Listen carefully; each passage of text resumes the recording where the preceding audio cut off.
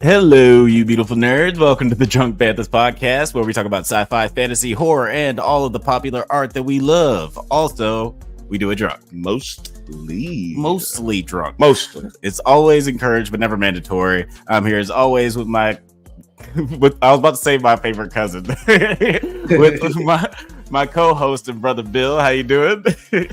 I actually am his brother, so that's what made it very weird. I'm doing quite well. Just recovering from a Drunkies episode, and I mean a Drunkies episode, taping, the second annual, and the Super Bowl. I'm wore out. Two events this weekend. The longest Super Bowl in the history of its taping. Jesus. And 6 hours was long goddamn time to be watching shit. It was kind of boring, for a little bit, huh? It was boring as fuck. The only thing that made it exciting is that somebody might score a touchdown. It's like, we might see a touchdown in overtime, and at least we fucking saw one between the end of the third quarter and the fourth quarter. We at least saw a touchdown. I'm one of those weirdos who like seeing like really good defensive plays, like people batting away passes. But it wasn't a lot of that. Well, there's a lot of at the end of the game. At the end of the game. I meant at the beginning where like the people were saying it's kind of slow, but like I like, especially with all the pass interference and shit that people call all the time. It was cool to see a lot of bad. They ain't called shit in this game. They ain't called the first the whole first quarter. It was nothing but penalties. Then there was no more penalties called the rest of the game. Yeah, because I'm telling you, them referees had outs either for like them referees. Oh no, they barely called any timeouts. Somebody had money on the game. The referees definitely did. They had a line on the 0-0 first quarter. I know they did because there was no reason it should have been. They called like 10 fucking penalties in the first 6 drives. Yeah, that was. I don't know. That was weird. I don't know, but check out my new sports podcast on YouTube. That being said, congratulations to Taylor Swift. You did it. Yeah, you crazy did. Bastard actually pulled it off. I don't know. It might be a bad career move for her because she's definitely not going to vote Republican this year, and then she's definitely going to be quoted as to who she voted for. And so I think that a lot of people gonna jump ship. Phil Mage said, yeah, that shit was rigged as fuck. Morgan said in the chat, Bill is a football nerd for real. Yeah, we should just start another podcast called Sports Nerds. I mean, I'm not gonna know what the fuck I'm talking about. I mean, I have a YouTube channel with my sports stuff on there. Yeah. I could just start back doing it. You could put it under the moniker. Guys, put it in the chat if you want to see sports podcast name. 9 Nerd Yards. Yeah, I could do it on 9 Nerd Yards. Y'all let me know. Y'all let me know if y'all want to see that on 9 Nerd Yards. Bill's excellent meme. You see the picture going around. I mean, you saw Travis Kelce like yelling at his coach. We saw him almost knock over a 70-year-old man. Yeah. Like, only reason he didn't fall on the ground is because he grabbed his ass so hard. I think he grabbed him so he wouldn't fall. The meme where it's Travis Kelce telling people to subscribe to us. I think I can still pull it up.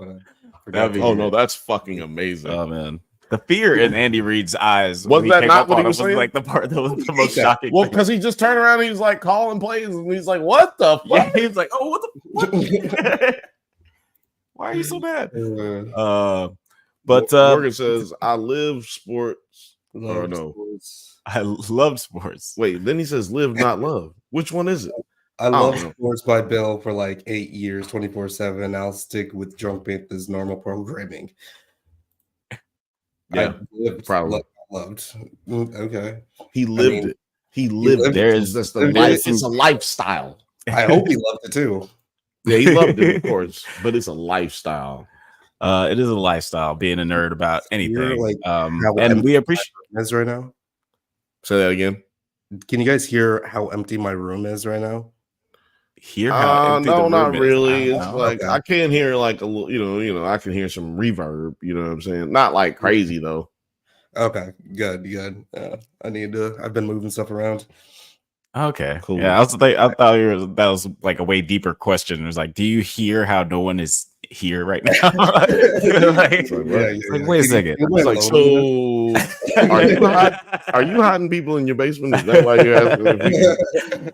Happy Valentine's Day, everybody. Today we are talking about well, first of all, I just want to remind you guys, happy Black History Month. You should go check out right now today. It released. Yeah. Does It Hold Up episode on Blank Man.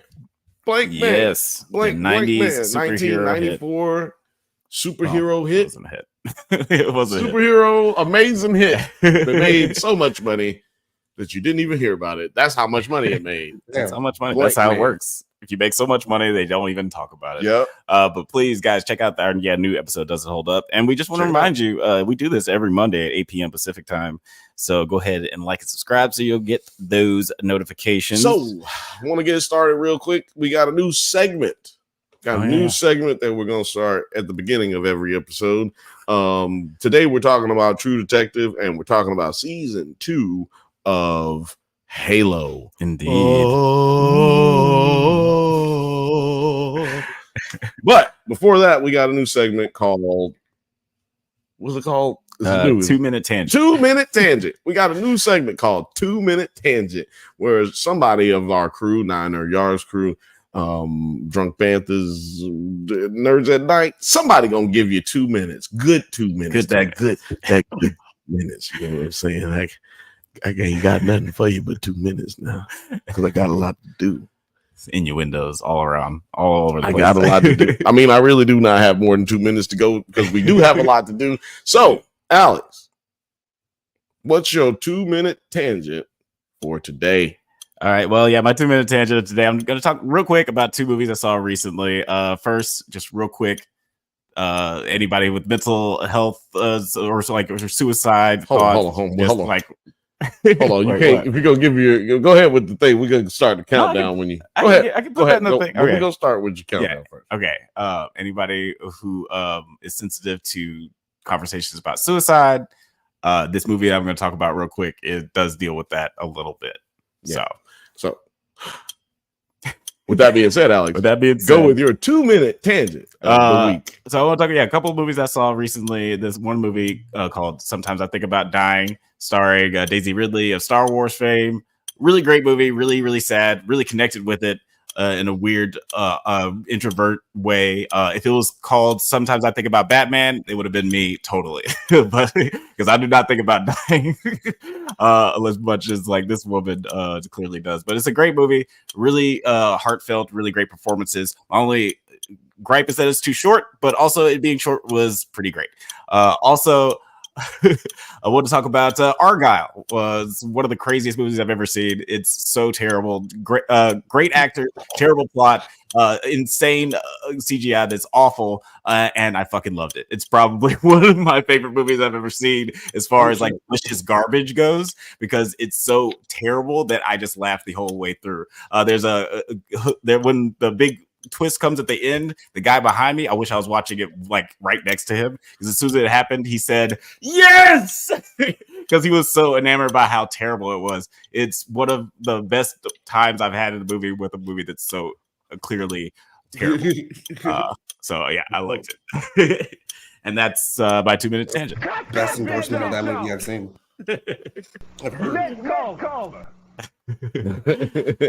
Well, you can also go on your 2-minute tangent if you go to the Drunk Banthas or Twitter.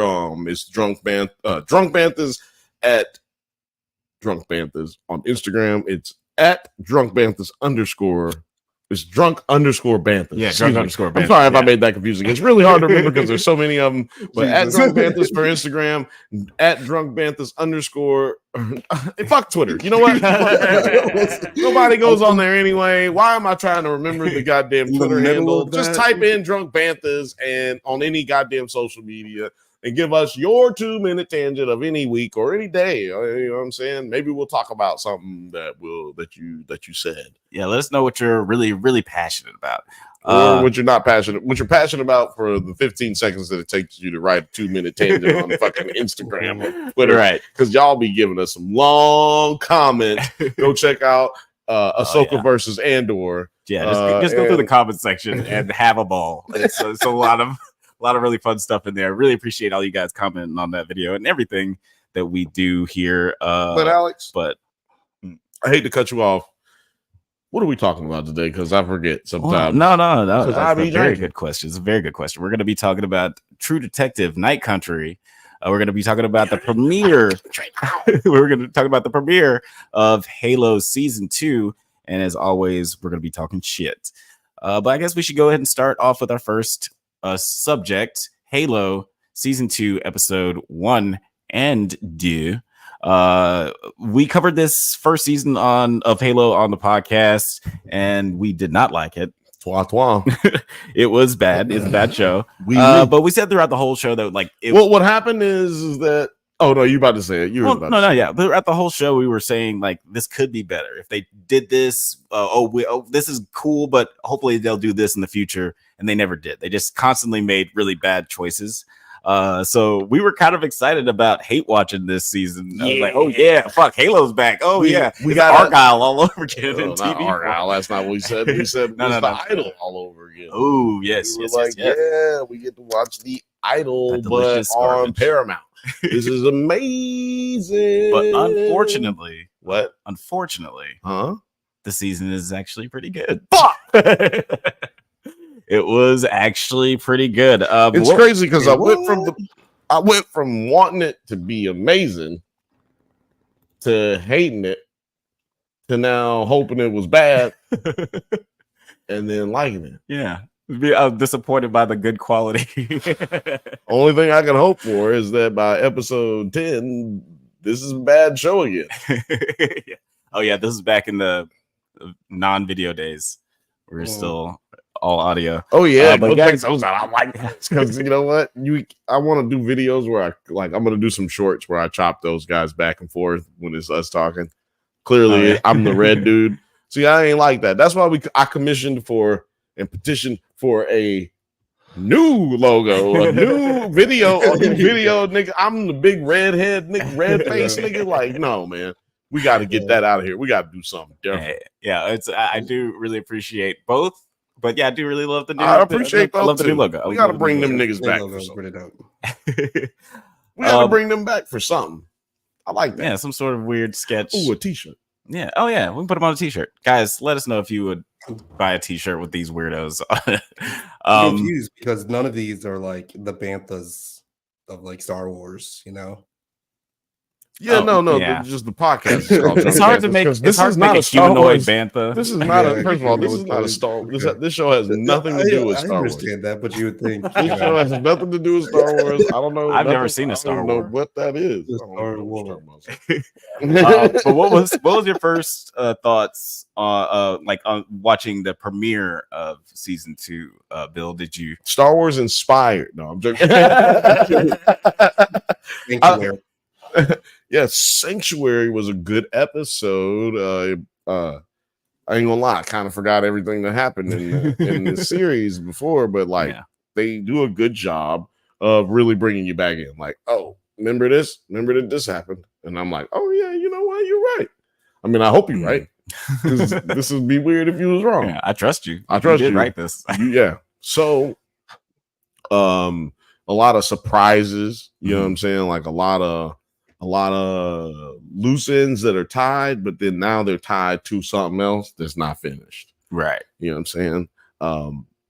So yeah, I'm really excited to see what's going to happen. But I was so excited, and then I thought it ended. The episode ended, and then it went into episode 2, and I was like, "Oh shit, it's 2 of them! Damn!" Extra. Yeah. You know what I'm saying? Extra's always good. I think they did that last season too. Yeah, they did. Last season as well. Not last season 2. There aren't 2 season 2s. But yeah, man, I think that we're going down the right path. You know, we got our old friend Bo in this bitch. Ooh. And then what's his name from The Wire? Pablo Schreiber. Yeah. Little Nikki Sabaka. Nikki Sabaka. nigga named Pablo. You like Puerto Rican? No, he's Jewish, I think. Polish white? I don't Polish know. white Jewish? I think he's related to Leaf Schreiber. They were Polish in The Wire. Yeah, they were Polish in The Wire. Yeah. So maybe he's related to Leaf Schreiber. I think so. Nepo baby. But anyway, Nepo baby. But we like him. We fuck with you, dog. He gave a great performance last season. By the way, like nobody that's in this show had nothing to do with why this show was bad last season.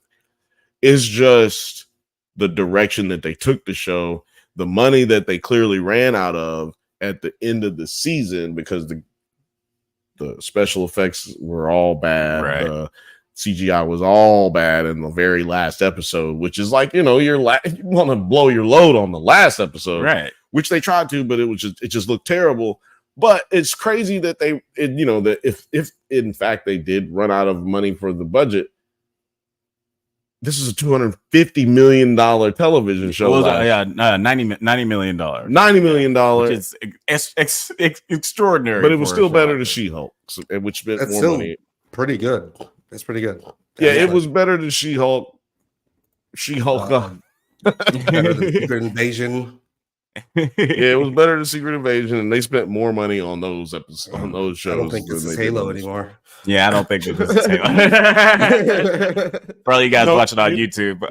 No, you know what? Actually, I got the $250 million. I think it was because that's how much. No, I don't know where I got the $250 million. Maybe that was Rings of Power or something. Because that also Rings of Power. We were doing both at the same time. We were doing both. Oof, that was a rough year. Yeah. But Halo, number one selling game of all time. Like still selling money. Like people are still buying Halo today. It's just a crazy thought to me because Halo ain't had a new game in like what? How long? Like. They put one out every 15 years or something. Like it's just wild how people still gravitate towards it. But they do have a great theme song. They do have a great theme song, and they got a great following. Like you said, one of the most successful media franchises of all time. And to your point, the tone definitely changed from season to season, and it's all kind of due to their new showrunner David Weiner, and what's it called? What's his name? Pablo Schreiber, of the first season. Oh no, sorry, of who plays Master Chief. God damn it, why can't I find this quote? The guy who plays Master Chief, we just was talking about him. Last season we found out that the reason like these people worked out for this show, man, and this guy, he was in The Wire, like we mentioned earlier, and he didn't have no job for 15 years in between The Wire and then the show that was on HBO and ramen noodles. Yeah, exactly. Yeah, him and Michael B. Jordan selling food stamps. You know what I'm saying? Like they was really going through it, but Pablo started doing workout magazines. He became a workout model, so he was just like a muscle model, you know what I mean? And a lot of Muscle Men magazines and health magazine covers and shit like that. Big buff bodies. Oh, you guys want to see big buff bodies? Come see the cum cutters cut down on fat. And now he looks like a superhero. Yeah, now he looks perfect for this exactly. Role. And he said in an interview recently, Master Chief Pablo Schreiber said, and in general, the tonal shift is the biggest change that just makes it feel a little bit deeper, a little bit more mysterious, and a little bit more interesting. You're struggling harder to figure out what everybody's ulterior motives are.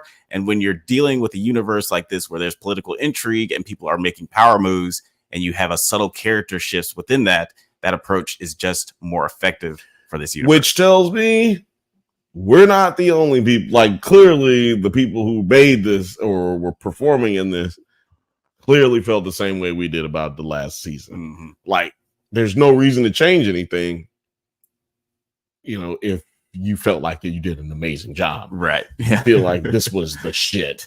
There's no reason to change it. Everything we did worked. You know what I'm saying? But those are the things that didn't work. they went to a very serious mode the first like 2-3 episodes. Like you feel like there's very high stakes because what seemed to be main characters in the first season just die right off the rip. And you feel for those characters like you already built up a relationship with these characters real quickly. And they were children. Some of them were children, but some of them were adults too. Oh yeah, you know what I'm saying. Yeah. So yeah, I'm just saying. So I'm to not spoil anything for those who hadn't seen the first season, but to move on, this season we start off with Master Chief and company doing a doo-doo mission where they're basically babysitting one of them 18-hour missions where you just sit and watch and report. They're pretty much like you said, babysitting. They go to this planet called Sanctuary that is about to be evacuated or about to be glassed by the Covenant, which basically means they shoot it with lasers so strong that it turns the whole planet into glass. Yeah, they perform a pretty rad Mandalorian planet Mandalore type situation, except if you watch Mandalore or Mandalorian, then you realize they didn't go with that like lore for some reason. But this did have some Night of 1,000 Tears type vibes. John rescues a Marine named Talia Perez as the rest of her squadron is killed by elites. And the Silver Team narrowly escapes the planet with a handful of survivors. What did you think of this opening scene, like reintroducing ourselves to the Spartans and what Master Chief is up to now, and that kind of horrifying scene of the planet getting destroyed? Well, the scene wasn't that horrifying to me. I mean, you gotta relax. It's a video game movie. I mean, you know what I'm saying. But with that said, it is always surprising how far they decide to go in this show because it is a video game TV show, right? Like it's not like we're watching a real war movie, right? I mean, war TV show. We're watching a video game war TV show, right? But they up the ante, like deaths, really mean deaths in this show, except for I guess the like main characters for some reason. Because remember, the blonde girl, homegirl, Daenerys, the girl looked like the girl looked Swedish like Daenerys, the Dragon Irish Queen. Daenerys. We thought she died in the last episode of season 1, but we see a flashback that Master Chief has of her in this episode. But so for the most part, in first episode. So for most part, everybody who dies is dead. You know what I'm saying? And so they hold some pretty high stakes in this show. So I really appreciate that shit. Same, man. I thought it was one only reason I used the word horrifying. There was just a couple of moments where like where there's all this devastation is happening and you see Kai just kind of look at everything. That's when I really realized that the way that everything is shot was way more elevated. It was, you felt so much more emotionally engaged with everything. A plane explodes and you hear the cries of all the people on the planet. It was like there was more. Really felt that there was more drama than there was action, but there was still a lot of action and badass action. Badass fight scenes. But like I said, there was a lot more devastation, a lot more acting that could take place, a lot more to work with. But to your point, like to me, like the reason I said it wasn't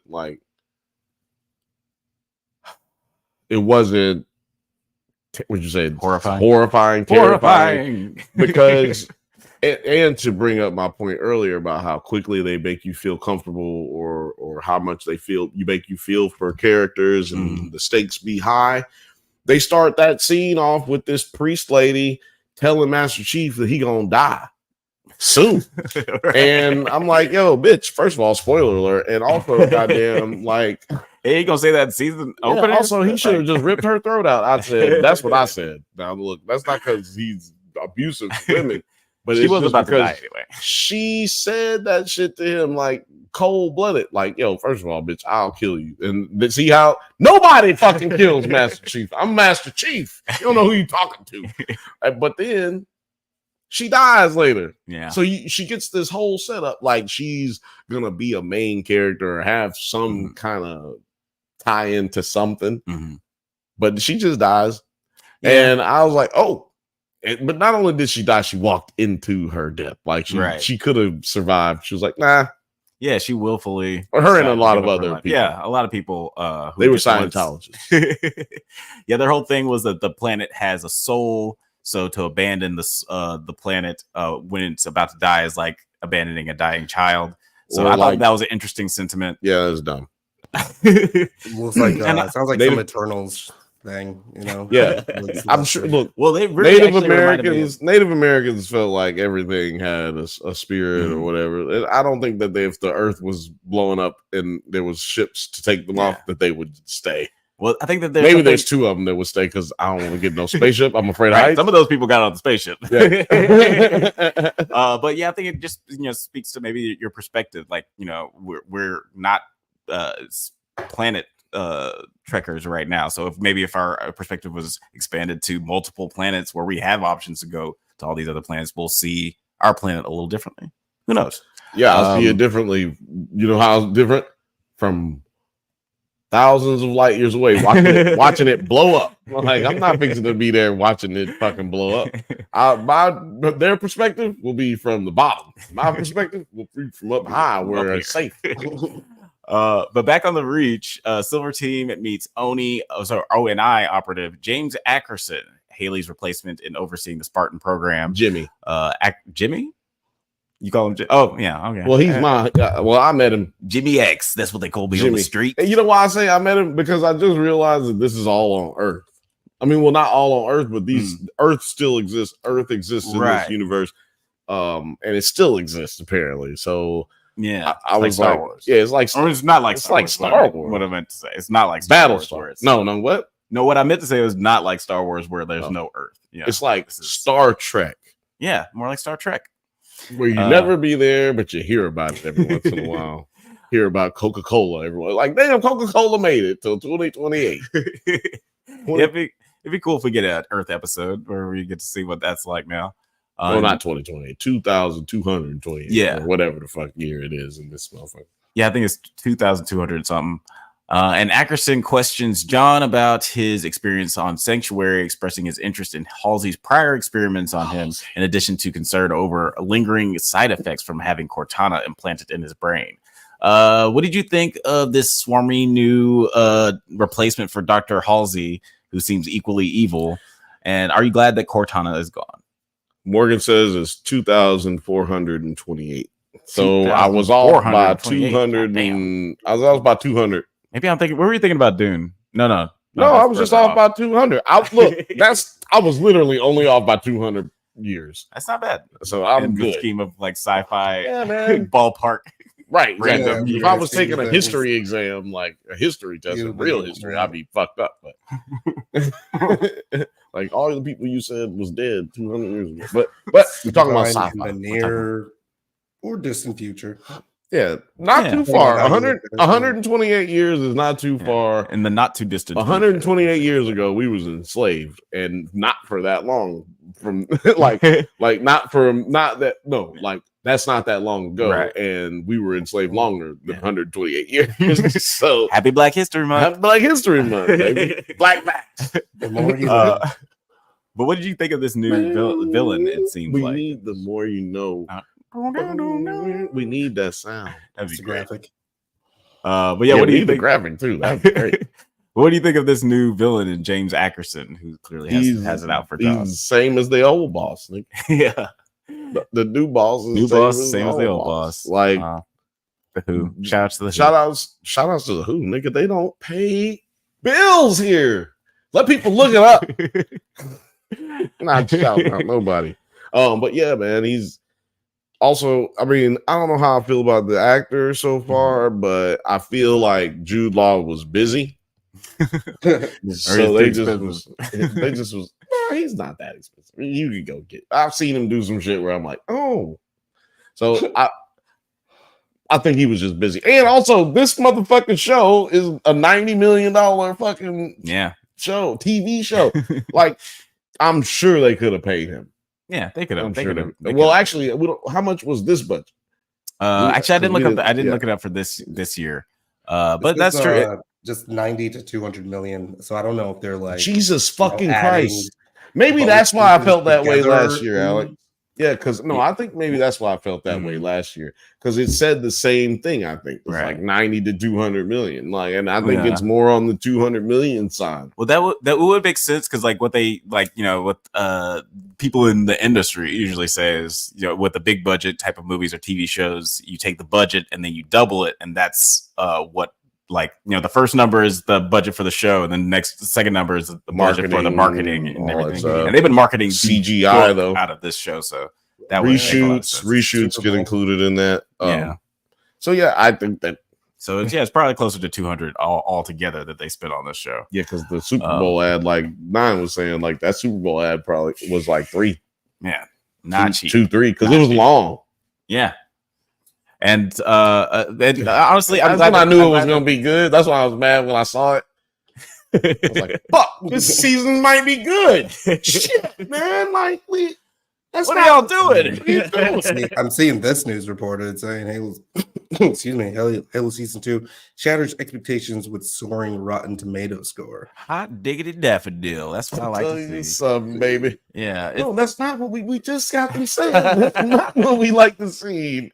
I'm conflicted, I hate it and I love it. Just shut your ass up. That's a lot better. Yeah, wow. I may actually watch this.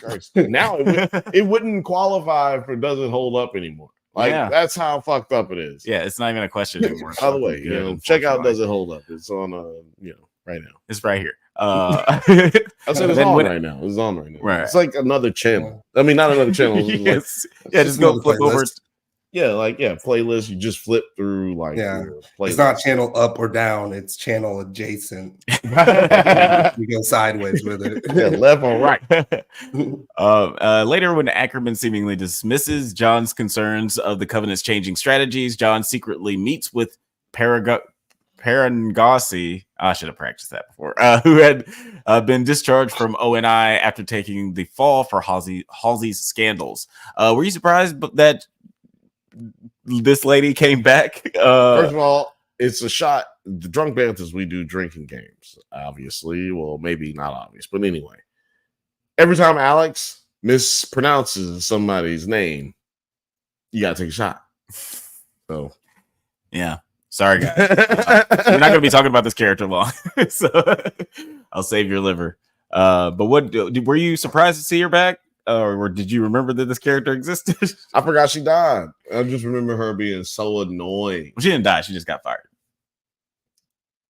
Oh, yeah. I'm sorry, Halsey. I forgot. I thought you were talking about the other blonde girl. But anyway, yeah, she left, and everybody said that she was dead because they wanted everybody to just be like, okay, she's gone. But no, sorry. Not Halsey. It's what's her name? What are you talking about? If you're listening, I'm talking about Parangasi, the Hindu lady who was meeting secretly with John in the corridors in that old building. They're doing spy shit. No, I wasn't surprised, but also I felt like, why are we seeing this lady? I was like, this is closer to being bad. This is closer to being bad TV. That was one of the weaker scenes because I was like, here we go. Not sure what. Here we go. That's what I thought. I purged it from my mind. So much so that I didn't even hear you talking about it. No. Not that she's a bad actress. It's just her character does not matter anymore. It's just stupid. It was weird, that they brought her back because there are a couple other characters who I liked that they still haven't seen this season. But I guess I was like, well, I mean, they didn't have anything to do with this story that's going on. So it's she's like Skarsgård in Andor. Like you could do that show without him, but you like him. Yeah, it would be interesting. It's funny that you mentioned Andor because I see some Andor influence with this show. Like I feel like they were like, is it funny? It's funny just because film producers finally took like the right lesson from a thing. They're like, oh, this is a good show. It didn't get crazy numbers, but people really, really love this. Let's make it more grounded. Let's make it more real. Let's amp up the espionage and political intrigue. Amp it up. Like I was like, okay, I see what you're doing. Yeah. And I've never seen anything that this guy's done before. David Weiner. Don't know who he is. He sounds like a whiner to me. He sounds like a whiner. I've never met him, but that's what I heard. Wiener. Wiener. L7 Wiener. Weenie. Oh, it's a weenie. Oh How man. come Don't it's say Oh not- no. Oh, producer. Please don't come at me in the writer comments. For. So wait, what is he? He's the. He's the, okay, so he's one of the head writer. Yeah, he's the new show. He's the showrunner for this one. Oh, okay. Yeah, I think he directed the first 2 episodes, and they got somebody else writing, but or at least the first 2 episodes. But yeah, it's remarkable how much the tone has changed. But then later, meanwhile, we get back to our favorite character. Meanwhile, Your favorite Soren. Your favorite character's favorite character. Soren, aka Bakeem Woodbine, takes interest in a young man who claims to have seen Halsey. We learned that Soren has taken 4 other people at their word that they know the whereabouts of Halsey, but they led to nothing. Yeah, let me tell y'all something. First of all, let's just get to what we really here to talk about. It's niggas in this show. Happy Black History. You know what I'm talking about? We got niggas in this show. You know what I'm talking about? What you be watching? What you be watching? Guarantee you is no niggas in it. It's white folks in your show. We got niggas in this show. You know what I'm saying? We got black people. That's why I fuck with it, man. Way more black people in this movie than there was in Game of Thrones. Yeah. I mean, in this show. In this show, that one than it was horny in pirate. Game of Thrones. That's one horny pirate, and then the bodyguard at in the Sands. Bodyguard. Doom, not the Doom, the Danes. Oh yeah. Dane is one of the guys from the Dornish. Yeah, the Dorns. Yeah. It's sad. That show's good despite its many flaws. No black people. But yeah, the Team Woodbine, 90s All-Star, Black All-Star. Black Can I All-Star. mention something? Black actors. Because have you guys seen House of the Dragon? You watch that? Yeah. Yeah. We cover Because it. you know, all like the there's a bunch of black people in that one, right? Yeah, that It's one's very definitely a lot more diverse. interesting because it's a prequel. So then you just have to think They killed all of what them. happened to all the black people. They killed all of them. Well, to be fair, they are only Targaryens, and we know that this story, you know, the Dance of the Dragons is when a lot of Targaryens get killed. So that's probably what happened to all the black ones. Yeah, you can't spell Targaryens without Aryans. Well, I thought you were going to say genocide. Targaryens without genocide. But Targaryens, Aryans, that was actually really good. It's true. I think shit's funnier when it's not true. It's funny because it's not true. Like, because I heard that Trump's dick looks like the end of it looks like a apple. That's funnier. Yeah, that's hilarious. I really hope it's anyway. Moving along. It looks like a baby arm holding an apple. If you're thinking about killing yourself, or sometimes you think about killing yourself, think about apple. Sometimes, think about Trump's baby arm. Have yourself a good chuckle. Apple. Sometimes I think about Batman. Soren says, Soren's wife, Layra, expresses her concerns that Soren is inviting a young man just to lead him into a trap. But despite that, Soren goes along with. Does she mention a trap? I think she just was concerned because he's constantly obsessed with Halsey. Yeah. She mentions that he's basically gone down this path with several people in the last month. And yeah, I don't think she mentioned anything about feeling like he would be in a trap. But she did mention that his I don't know what you call pirates subjects, but his crew his crew is getting restless. They ain't making no money. You know what I'm saying? Like, I think she was just more important to the fact that there's a civil unrest going on amongst his people. And as a pirate, you pretty much have to be like, I'll fucking kill you. Why did you say something? And I ain't ask you nothing. You know what I'm saying? So did I just catch you trying to be shit? Yeah, you gotta hit him upside the head. Anytime niggas talk about having aspirations or living a life.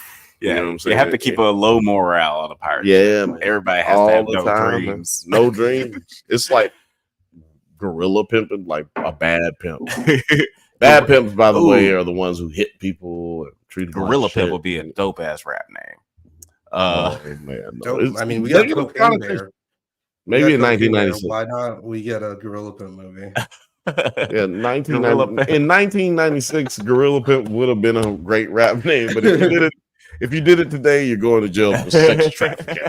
So. Actually, yeah, I do. I think Nines has the better idea. Elizabeth Banks, please make Gorilla Pimp the sequel to Cocaine Bear. That would be amazing. That would be so great. Actually, the more you think about the semantics, like no. I'm putting that in the show description now. It's like we're talking about True Detective, Halo, and Gorilla Pimp. Gorilla Pimp. More time about Gorilla Pimp than necessary. Let's move on. Yeah, Soren gets caught in. Find out that because Soren gets we found out that white boy that you was just talking about, he was a trapping ass nigga. Yeah, he was lying, just like his wife. Look, man, I don't know if y'all got a wife out there, but those who are married and you're a dude, listen to your wife. As a matter of fact, male or female, listen to the one who's smarter than you. Like, you know that you're smart about certain things. And you know that they smart about certain things. Deep down, you know. Deep down, you know. But when they say something and you know that they smart about that shit, nigga, listen. Shut the fuck up and do it. Don't be afraid to say, you know what? You're right. You're right. But, like, it goes Join both our ways. Relationship podcast every Sunday. Just go on the Unfiltered Bachelor. You know Unfiltered Bachelor. He's definitely more knowledgeable. You know what I'm saying? Here. But yeah, man, like he didn't listen to her. He didn't listen to her, and he ended up getting caught up by Whitey. I mean, really. Whitey will take it. Whitey will take it. Whitey will take it, and he'll be on his way. Whitey will take it. Whitey, yeah, but he'll take it. Whitey will take it, and he'll be on his way. That's right. That's why you gotta look. That one's for the old heads. You gotta look out for Whitey, because let me tell you something. If you see Whitey, and this is like diverse television show, you love it. And then you see Whitey pop up. I'm like, very cute Whitey. Cute little white boy. Look quite quiet. Looks like a Chalamet. He gonna take it. He's on his way to taking stuff. It's like a Chalamet. I don't know why. He's on his way to taking something in that episode that you watch. Yeah, there he goes. So and he needs a jacket over his armor. Yeah, no. For those who aren't aware, I'm glad you mentioned that. For those who aren't aware and you didn't see season 2, his character is a former Spartan. The Spartan program is started by abducting children, or sometimes their children were given to the program to be a part of this program. Like they're a part of it from birth, basically. Yeah. And they end up having this training. This guy was one of the people who escaped in his like teenage years. Maybe early 20s, late teens. Yeah. He escapes. He has his arm mutilated though in the escape. One of the power surge weapons or something that was hit by changed his arm into like claw looking arm with all kind of deformities to it. So yeah, he wears that jacket to not only cover up his Spartan uniform, because that uniform is his Spartan uniform that he stole. I guess he stole it from the government. So it's mine now. Yeah, and he was John's best friend, and they were actually escaping together, or Master Chief's best friend, and they were actually escaping together. But John didn't make it out. He couldn't do it, man. He got too much Spartan in him. Yeah. Yeah. Roll Tide or Scroll Tide, excuse me. Scroll Tide. Yeah, and it's interesting what happened to him, and just to to transition, just so you guys know, if the people in the Spartan program, the O&I program, if your parents didn't want to give you over to this program, they'd be like, okay, that's cool. So they would steal your child anyway, replace them with a clone that is programmed to die within the next few days. So instead of not only do they kidnap a child, which is already horrifying, they let the parents think that their child just died inexplicably. So they have to deal with the loss of their kid in like 2 different ways. It's insane and it's awful. This also was probably the best part of the show. But that's also when the show started going like ooh, downhill. But what did you think of just like the opening of this scene and like the recurring scene of we get to see Halsey, Dr. Halsey, dealing with a child dying every time she asks this child specific questions, it just starts dying in the same way that these clones that she gave to all these parents. How did you feel about this whole? I mean, clearly they were designed to die the same way in manner that she designed the other clone babies to die. But it seems like she's well aware of that from the jump, at least where we start out with her, because she's adamant about getting these questions answered quickly that she has, trying to investigate as to who has her captive and what do they want. And it's not until the end of episode 2 that we find out, or in the middle of episode 2, that we find out the old boss is getting held captive by the new boss. Yeah, Halsey, go ahead and show Halsey. She's looking great for what? I don't know how old she is. I'm going to say 46. I'm being 46. But she looks great. Yeah, she's great. For a 50-year-old lady. Yeah, good actress. She was really good. I'm saying 50. I don't know if she's 50. I'd probably say like 51. She's just like Hollywood 51, so she just looks amazing because she got personal trainer and she's got Dr. Quinn medicine woman vibes. Yeah. Good pull. In this show and in her vibe. Yeah, this is like this is Dr. Quinn medicine woman from the darkest timeline because she is evil. This is her great granddaughter. Yeah. And to your point, she's still like, she seems more annoyed by this situation. It seems like this practice is supposed to make her feel like sad or emotionally break her down. Like, yeah, it was like, oh man, how did I do this to so many people? But she's just like, fuck this again. Come on. Like, but it's like, it's totally on brand for her character. Information. Yeah. She's gathering information. She don't give a fuck. Fuck, she's like, man, I clone myself, nigga. You guys play the games or not? I have. Yeah. But you got the Game Pass now. You got the Game Pass, so you can hop into some back into Halo it. Infinite. You know what? That was a good point. I know. I didn't really I heard you think about that. That was for content purposes, wasn't it? Yeah. Like, you know what? This could be some good content. Might as well like run through a couple of games. So. Why you had to say that? I was like, that's BTS. This is not the members only. Like, you gotta relax, man. Giving all my ideas up. Look out for the the Halo Twitch. I mean, I got Halo Infinite downloaded. I'll play with you guys. Yeah, here we go. I get motion sickness when I play first-person shooters. That's why I never play. If I'm not mistaken, it doesn't have to be first person. Oh, you can like. No, it does. Oh, it does. Yeah. Can't remember. Yeah, but you can just watch. Wait a minute, I thought the commentary, do some backseat gaming. Well, the last one that I played was one where you could like play. Yeah, either way, except for arcade, except for the like campaign mode, like the story mode. Yeah, I like the games that give you a choice. Third person. I appreciate the first. There one where you can play like against people and you can see yourself. You can like jump into the. I don't know. Let me know. I think in Fortnite.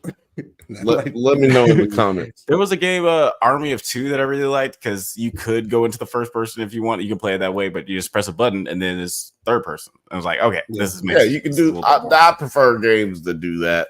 Shout out to Battlefront too. You know what I'm saying? Battlefront. I fuck with Battlefront. If you want to fuck with me on there, you know what I'm saying? I bust it down over there. I'm gatting fools. And actually, my rating is so low, like people be looking at me like, "Oh, we about to murk this little thing." Oh my god, I died. Then they come running up again. Bop, bop, bop, bop, bop, bop, bop. It's like you spawning in the same place, my dude. I got you. I got you. And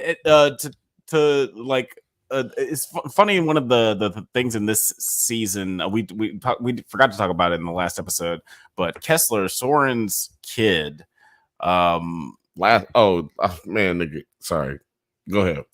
So Soren's kid is having these weird visions of monsters, and he just unfortunately cannot be convinced that monsters do not exist by his dad. Right. We found out that him and Kwan Ha, one of the characters from the first season that was trash, is in this season. In the first episode. She was good in the first episode, yeah. And I remember I was listening to our old podcast. I was like, she's cool, but I really hope they develop her, because if they don't, this is gonna be really bad. This is just an Asian girl they put in the show, so they had an Asian girl because they realized they didn't have one. It's like, damn, we supposed to have a diverse show, and y'all forgot to put an Asian girl in here. Right. It's the future. It's the future, and we don't got any agents. Y'all have been ashamed yourself, goddamn. They just didn't do anything with her. She was just basically the person who would run and hide all the time and just cause mischief. I thought she was like the whole point last season. She was the protagonist. But I didn't finish last season. Of last season. Well, that's our point. So they start out where she seems like she's a big part of what's taking place. Mm-hmm. But really, she has a very small story, or like a small part of a big story. Mm-hmm. Not that she doesn't play any part in it. Yeah, back up. It's a trap, because that's what her character was as far as the beginning of last season. Like, her character was a trap. It got you feeling like, oh, okay, you know what I'm saying? They got the Asian girl in here, main character. Boom! It's like, nah. You sit over here with the black dude, and y'all just don't do anything for the rest of the season. They paired her character with Soren, and they never really had much going on except there's our plot lines. Yep. Their plot lines got sent out of airlock. Oh man, great segue, because in this episode, in the second episode, they really made a point to show you, no, she's badass. She's very capable. She has agency, and it gives you some mystery about like what she wants and what she's trying to accomplish. Apparently, she wants to not be a slave because she's a slave. Her slave master comes up. Look, let me tell you something. Both episodes premiere in Black History Month, during Black History Month. Mm-hmm. And they have an episode where this Asian girl is a slave, and her slave master in the future now, 2428 now. Good memory. You got slaves running and slave catchers. Well, at least the slave owner is the one out here going to get the goddamn slave. At least that much progress has been made in the regression of slavery. Good God, people. Googly moogly. International conquests all over the galaxy. We've got white people. We got Mexicans, Italians. We've conquered the whole universe. But we got slaves. We couldn't keep a hold on that. Couldn't keep a stranglehold. Never go out of style. Like bell bottom. Hello. All of Beyonce I can play, or else this dream will be killed. It will be killed. That this video still I still will have to fight for that. But I will win. I will fight for you. I have won every single fucking I've won every single one. Which YouTube quit taking our videos down. But yeah, she's definitely in a tight spot where she's running from these slave owners. Now she's in a tight spot. She's running from these slave owners, and not only they incorporated her elusiveness from the first season, but also show it like she killed 3 people with her bare hands. You know what? Which was pretty amazing. That was an upgrade, but you did remind me that she was just running away from niggas the whole first season. So yeah, they did incorporate that, but she did fucking pull that shit out of her head, out of her ear. Right. She had a track. What's her name? The character's name is Kwan Ha. I can't remember the actress's name, but she's really good. Yeah, she's great. She's Australian. She's an Australian. Yeah. Got a good American accent. Lives like that. Oh, that's just her haircut in real life. That's her. Yeah, that's how she lives, really, huh? She's like, yo, come up to. They were like, come to set with that, please. This isn't even on set. This is just her in Australia. Yeah. Just hanging out in the outback. And if you're listening to this, wherever you listen to your podcast, go to the YouTube channel so you get all these fun visual aids. It seems like Morgan and Film Age are list us as like on the podcasts too, because I'm trying to win a podcast award this year. I think that'd be cool because there's so many niche podcast awards. I think we can win one. I need to get on a podcast. I mean, like actually, like put your own, yeah. Shout out to BuzzFeed, well, not BuzzFeed, BuzzStream. Something Buzz. Well, shout outs to YouTube. BuzzStream, Buzzsprout. Sorry. Oh yeah. And shout outs to YouTube Music, because now they play podcasts, and you can actually watch. You can have the choice of watching our podcasts on that and listening to the audio only on that. That's right. It's just like Spotify, but like you can do a Joe Rogan. You can watch Joe Rogan's podcast and listen to it on Spotify, but you can also listen to ours on Spotify, but you can watch it on Apple Music. That's cool. I haven't been on Spotify in so long just because money. So if you're listening to this right now as a listener, switch on over, man. Switch on over. Like, fuck Spotify. They don't pay us.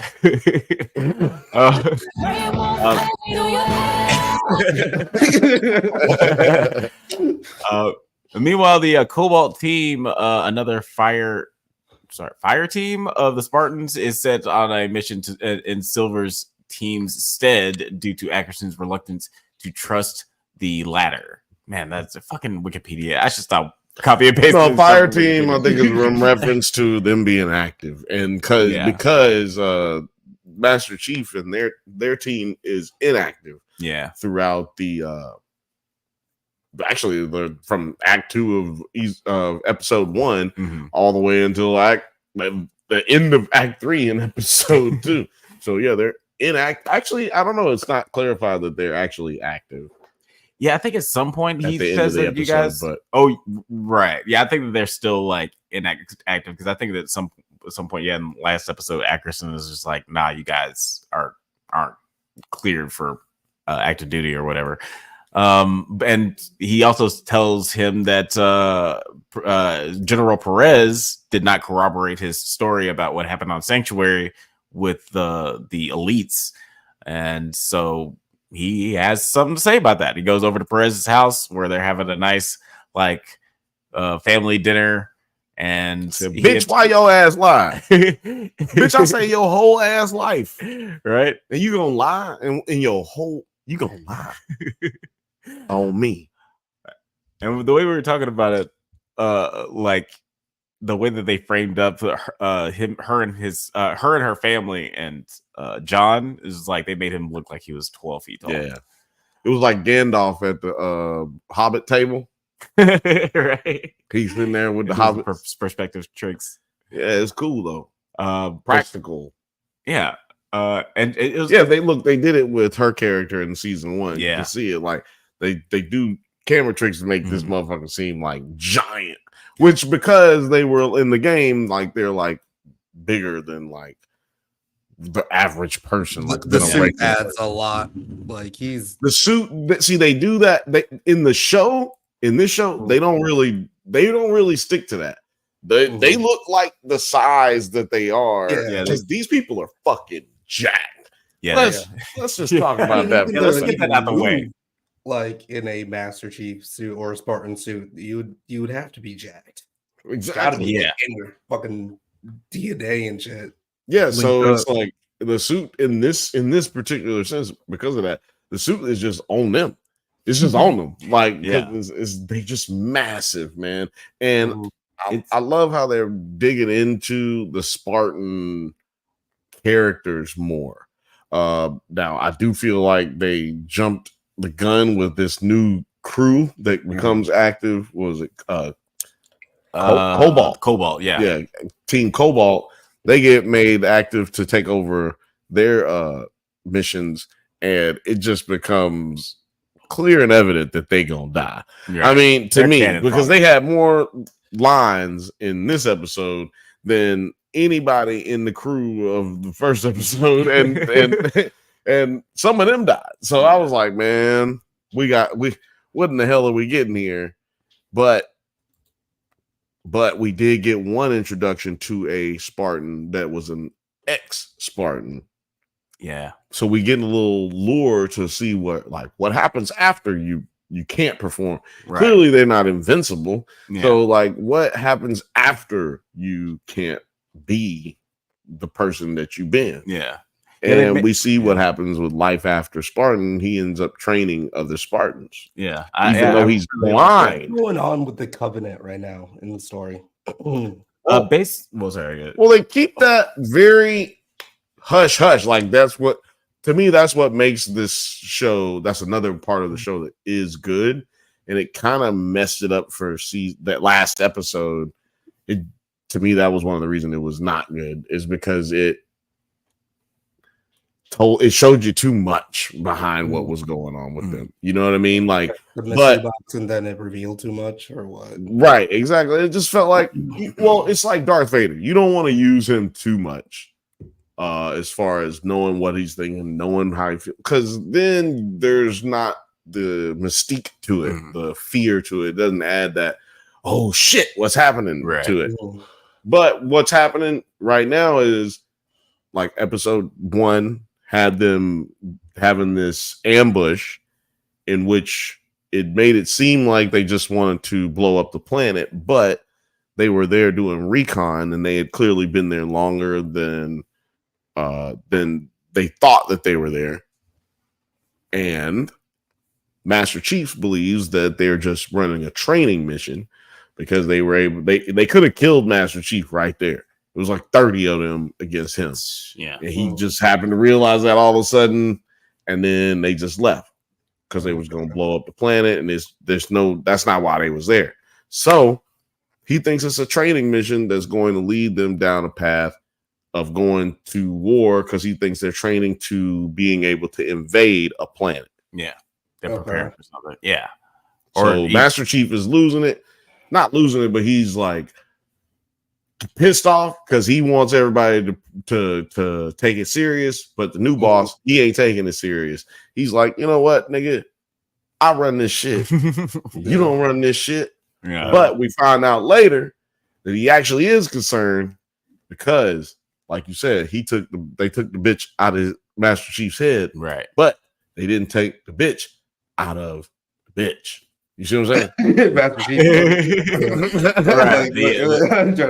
Right. So he took the AI lady and Cortana. kept Cortana and kept Cortana. You know what I'm saying? Like, so he's using her for very small scale usage, which is running scenarios based off of the information that they give her. But she didn't have all the information, like the existence of Master Chief, like the existence of his team and their progress and their tactics. Yeah. So she came up with a 97% scenario that whatever he gave her, which we have to assume is some of what Master Chief has been saying, whatever he gave her, she came up with a 97% outcome of it's all shit. Everybody gonna die. You gonna die. Everybody gonna die. And it's really well. Oh god.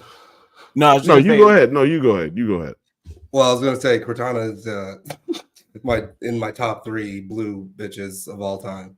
Oh, who's the top 3?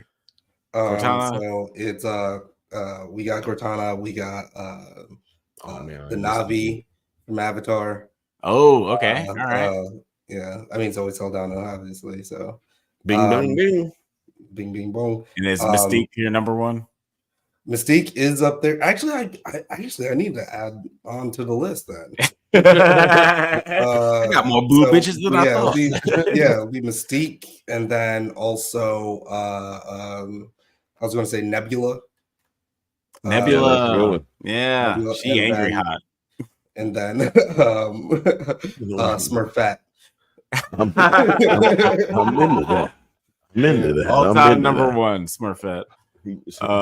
But yeah, I do like how they're delving more into the Spartan lore. Like they have some A-list actors as these like top four, with the Riz, Kai, John, and I forgot like dude's name, which is really fucked up. But they're all really cool, and it makes the whole thing seem bigger, not even just as like there are more Spartans than we thought, because that kind of seemed like these were the only Spartans in all of the universe before. But not well. I mean, yes and no. They established that there's a lot at the very first episple. Yeah, but the very first scene. I see you out there, Smurfette gang. We don't ever see them interact with other Spartans or anything like that. But we also, see the longevity is like, oh, this has been going on for a really long time. Like you said, we get to see what life after service as a Spartan kind of looks like. It's all really, really cool. I like that that aspect of the show. But then what happens at the end? We get this crazy raid. We see what's going on. Oh dear. That was the most upsetting. For those who are listening, that was a very for those who are listening, there was a disturbing Smurfette on the screen, and you should just switch on over to Apple Music. Apple Music. And vote us best podcast. Go vote us. The visuals. Yes. But what did you think about just like this to close things out? What did you think of this last scene where the show pulls up straight up Matt Reeves, where we get Matty Reeves, get the scene from the Batman and the scene from Planet of the Apes, where like everything's black. You just see muzzle flashes, just to give you little snippets of the action. What did you think of this last scene against the elites? I was excited. I loved it. You know why? The scene sucked, but excuse me. The scene sucked, but you know why it sucked? Why is that? Because it had old girl in it, and she is terrible in this show. And I love she's like the part that made that season terrible. We said that there was no bad actors in this. I might have to reserve I do remember you not liking her a lot. Her character, I hate her character. I'm not saying she's her character was terrible. I'm not saying she's a bad actor, but every scene that she's in my opinion, is bad. All of the scenes that she's in is bad. But and then they made it worse by making her like a very important character.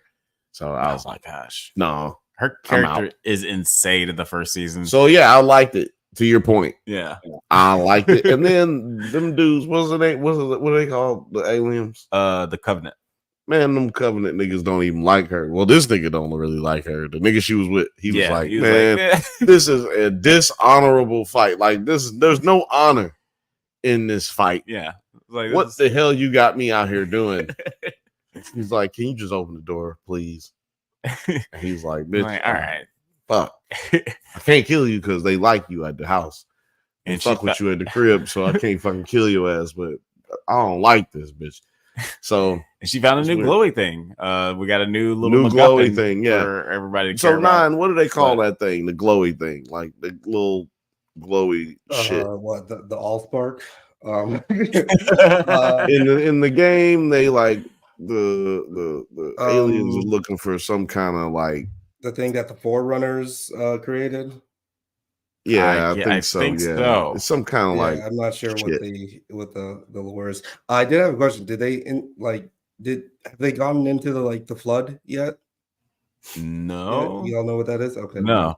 No. We ain't got that. But I think what's happening, what we're building up to, is the invasion of the like main planet that the humans occupy at this time, because like that was basically the purpose of their training, is what Master Chief's idea is.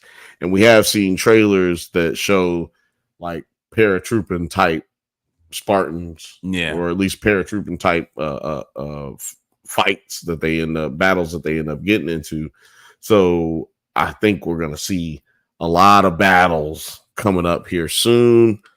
The good part about this show is there's action. Like, you're not gonna miss out on no action in an episode. This episode probably had less action than any episode that they had last season, and it still was probably better than any. It was better than any. These two episodes were better than any episode they had last year. Yeah, and there was less action in episode 2 than there probably was in any episode in episode 2. I mean, in season 1.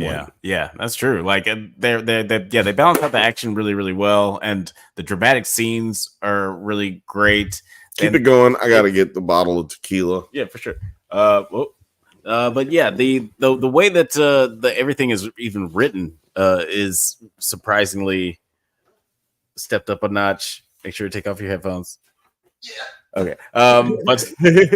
But yeah, like the even like the way everything is written is stepped up a notch. There are so many times I'm watching the show, and the dialogue is so sparse, and it just really gives the actors room to convey what they feel and what they're thinking, rather than just having them say it. And a lot of times in the first season, I felt like they just said what they were thinking. Okay, that's good. So like they actually have some good show don't tell type.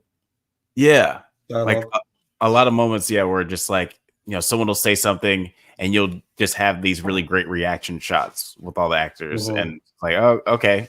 Before they would be like, that's bullshit, or like, or sir, like everybody would have a moment, but they give every actor a moment in a different way. The Geneva Conventions, the Space Convention, Space Geneva.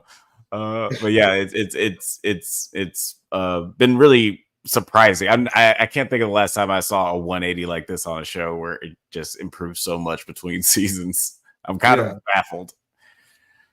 But I think I'm gonna try to check it out. Then I'll actually give it a good old go. And you said you watched some of the first season already, right? Yeah, I watched like the first 3 episodes of it, and then keep it kind of dipped out. And I mean, it was at a time when there was so much stuff coming out. Yeah, that's true. It was just you know what? Watch a some blessed YouTuber out there has definitely made a season 1 recap that's like 10 minutes long. Go out there, watch that, and then you just hop into the second season, because it's not good enough for you to watch the whole damn thing. Although I think it's pretty short. I think it's only like 6 episodes. Right. Okay. But anyway, that's Halo season 2, episode 1 and 2. If you guys have any thoughts about that, and let us know in the comments. Let us know in the comments, or in the chat, excuse me. Did you like Halo season 1? Did you watch it? Did you like it? I mean, just because we didn't like it don't mean it's not good. Yeah. But we're the Black Siskel and Ebert, so we just tell it like it is, baby. Yeah, your thoughts ain't my thoughts. Let us know what your thoughts are in the comments. Ain't my thought. But we're gonna move it on to our second topic of the night: True Detective, Night Country. This is what you came for. This is what you came for. Nine, we've been talking a lot all night, but let us know what your initial thoughts were for episode 5. I forgot to ask you guys something, but we can do the ratings at the end. We can do ratings at the end. I'll for episode 5, I was like, it was another one of those episodes where it was like right at the end, it just started like ramping up and getting good and teasing me. You know what I mean? But you know, it was just a quite enjoyable episode, but there was all these moments of like Zen where I'm like, what's going on? What's like, where are we moving towards, or like, when's it going to happen? And then it did finally come to a boiling point at the end, and I'll love to get there. What about you guys? I mean, I really enjoyed this one. Yeah, like I think, yeah, to echo some of the things you said, like it really had an interesting pacing to it, where it was more mellow toward the beginning, and it. Sorry, I hit the microphone. I hit the microphone. I'm sorry. And yeah, like it really came. It built to a huge boiling point toward the end. It was. Sex jokes. It was super shocking. Like definitely my favorite episode so far. All the actors really had like, you know, Emmy submission scenes in this one. Like it was a pretty radical roller coaster ride as far as like story and acting goes. Yeah, man. More intrigued what's going to happen next. What about you, Bill? Oh, my turn. Mm-hmm.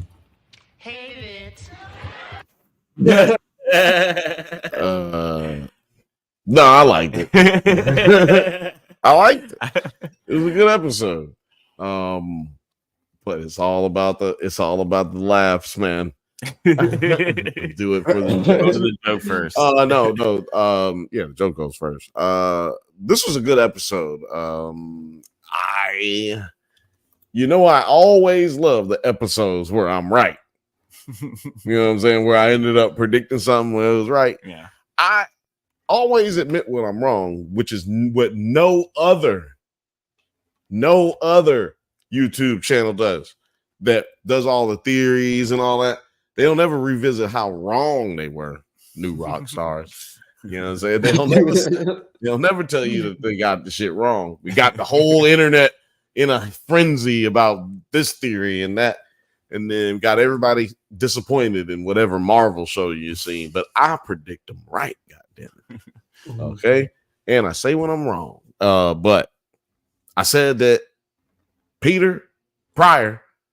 Peter Pryor. The pair of plot lines. Pryor. I said at the beginning, Pryor's gonna be the one who kills Hank. And because somebody has to be the one who's taking somebody in the water, dropping a dead body in the water. And I saw that in the trailer. I was like, that's got to be Pryor, because there's no way Pryor, like, there's no way anybody else is that skinny. And you know what I'm saying? Like, they covered him up in all black, if I'm not mistaken, at least in the trailer. So I was like, yeah, he is Pryor. And I was so glad that he ended up, not only was he the one dumping the body, but he did end up getting that fool. That was crazy. That was raw. That was pretty wild. And shout out to all y'all watching right now. I just want to say, hey, y'all got the comments going. I just started reading a lot of the comments. So yeah. Hello. Appreciate all y'all. What's up? Yeah, like that was definitely a crazy way for the season to end, and for the episode to end. But to put your mind at ease, his name is Peter Pryor. So so I'm not wrong. No, you're not wrong. I don't be wrong, nigga. Get out of here. Two things could be true. But before we get into the end, let's start at the beginning, where Julia's body is cremated at the morgue on December 31st, New Year's Eve. The ashes are delivered to Navarro in an urn. Danvers questions Otis over his relationship with Clark, who is unsure of all of the events. And he relates that he was helping men who were caught in a cave accident when he heard a sound and then lost consciousness. This was what do you think of just like this Otis guy? And just hold on, before you go to Otis, nigga, you just gonna go over Julia dying first. Actually, we should talk about that for a little bit. It's Julia. Yeah, Julia. Man, I have no confidence in myself today. I'm right. I'm right, but I'm like, no, that's not right. No, yeah, that's right. Oh, shit. Well, Julia's death, man. First of all, so this was interesting, and I'm curious how you feel too, Alex, because this was interesting to me. Because like our father just passed away last year, around like the same time this episode just came out. Which it came out Friday instead of Sunday because of the Super Bowl, which is interesting. Yeah. That was so fucking smart. I hate when people just try to actually outdo the most famous shit in the world sometimes. But like our dad passed away last year, and he also requested to be cremated. And I found out that it's like the Inuit in the Inuit culture, they do cremations. So the reason I found that out is because I listened to Movie Files, and you can check us out on Movie Files. I think we're gonna try to do the last episode right after it goes live. Next season finale. Okay. Yeah, if you will have us. If you'll have us, I think he mentioned it when we were on there, but we drink. Yeah, so we smoke a lot of weed and we drink. It was just a weird warning. Marijuana impairs the memory. Yeah, it was too weird for us to go on this week, and also it was a Super Bowl. I was gonna watch it. I'm a porn nerd. I mean, porn nerd. I'm a football nerd. I'm not a porn nerd. I actually am very not fluent in porn. Sports nerd. Yeah. But football nerd. Football nerd. But yeah, what happens in this fucking episode? The caves. Well, Otis picking Otis up from a heroin binge, and he comes to life. And Liz is trying to, remind him of the things that he said to them while they found him in the dredge. Well, he don't remember nothing that she said because he was on heroin. He had just banged up. He had just banged up off that dog food. And this nigga was like, yo. She started asking him about Clark. And he starts mentioning that Clark was crazy as a motherfucker. Like, he was like, man, that nigga was talking about some crazy shit. I was just trying to do heroin. He's just talking about some girl is calling to him and shit, and how she wanted him to know that she was awake. And I don't know, this nigga is crazy. He was talking crazy. Can you give me some heroin? I need some Gil Scott heroin. Yeah, the heroin addict was not the crazy one in this. The heroin was like, man, you talking crazy. Pass me that spoon over there. Right, but that was interesting to me because when we left this dude in the last episode, he was the last thing we saw, basically. Like one of the last things we saw, he was talking about the night country and all this shit. Yeah. And when she reminds him that he said he went into the night country and we're all in the night country now, he's like, I said that? Dude, if you got that audio, we gotta run that because oh my god, because she asks him very specifically. She tells him very specifically. You said to us last night, yeah. Clark went into the night country, and we're all in the night country now. And then he goes, I said that. He's like, right what? here. You said that he was going back to the night country. I did. Yeah, like, yeah, in the dread. Nigga, you said no. I don't know. It's a lot of crazy shit. Like, I don't know, bitch. Look, why don't you just leave me alone? I'm so fucking cold in this motherfucker. I'm about to throw up. Can I? Hey, let me just go out. I'll suck your dick if you let me go outside and get some hair on right now. I didn't know he was that bad off because this character, was it 5 years ago, gets beat up, or assumingly he was assaulted and scarred up and eyes burnt all to hell, and just motherfuckers had a hard life. Yeah, exactly. But another series of just the adventures of Otis. Yeah, exactly. But he was an engineer at Saul first. Mm-hmm. Yeah, he was mapping out caves and shit. So he's clearly like a geologist, like he's like into all of that type of shit. Like this dude is well educated and civilized. He's clearly an immigrant. Like I think so that clearly affected him. But it's like, damn, he got on heroin. So this is my thing. To make the the thing on the internet is it supernatural or is it scientific? Is it based in the science? Is Yeah. there a logical explanation for what's going on type shit? And I think to the point of people who say that it's logical, like that it's science based in science. What if the Tullys? What is it? The Tully family. I'm about to stop fucking. I'm gonna just start be you, baby. Just be you. I'm just about to just keep saying, if it's wrong, nigga, fuck it. If I say the Stoudemire's next time, goddamn it, I will fucking keep it going. But anyway, the Tullys could have just been out there fucking killing people and vaping little women and making them disappear and killing them and shit.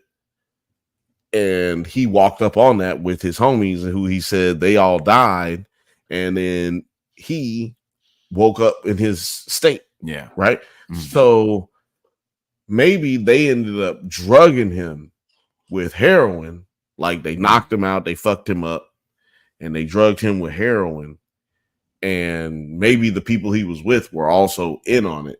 Yeah. You know what I'm saying? And they made them go, disappear too. You know what I'm saying? Like small towns like this, which is season, this season is connected to season 1 and even named different than the other seasons because they want it to be different. So that's the reason that they wanted to be separate but connected. And that's why people have a lot of theories about this one possibly be based in the supernatural, because we do have lines that connect to the supernatural as well, because in season 1, Russ does see this like galaxy portal thing open up with when we think that he's going to pass away because he's getting stabbed and raised up by some behemoth Goliath fucking Gollum looking ass motherfucker.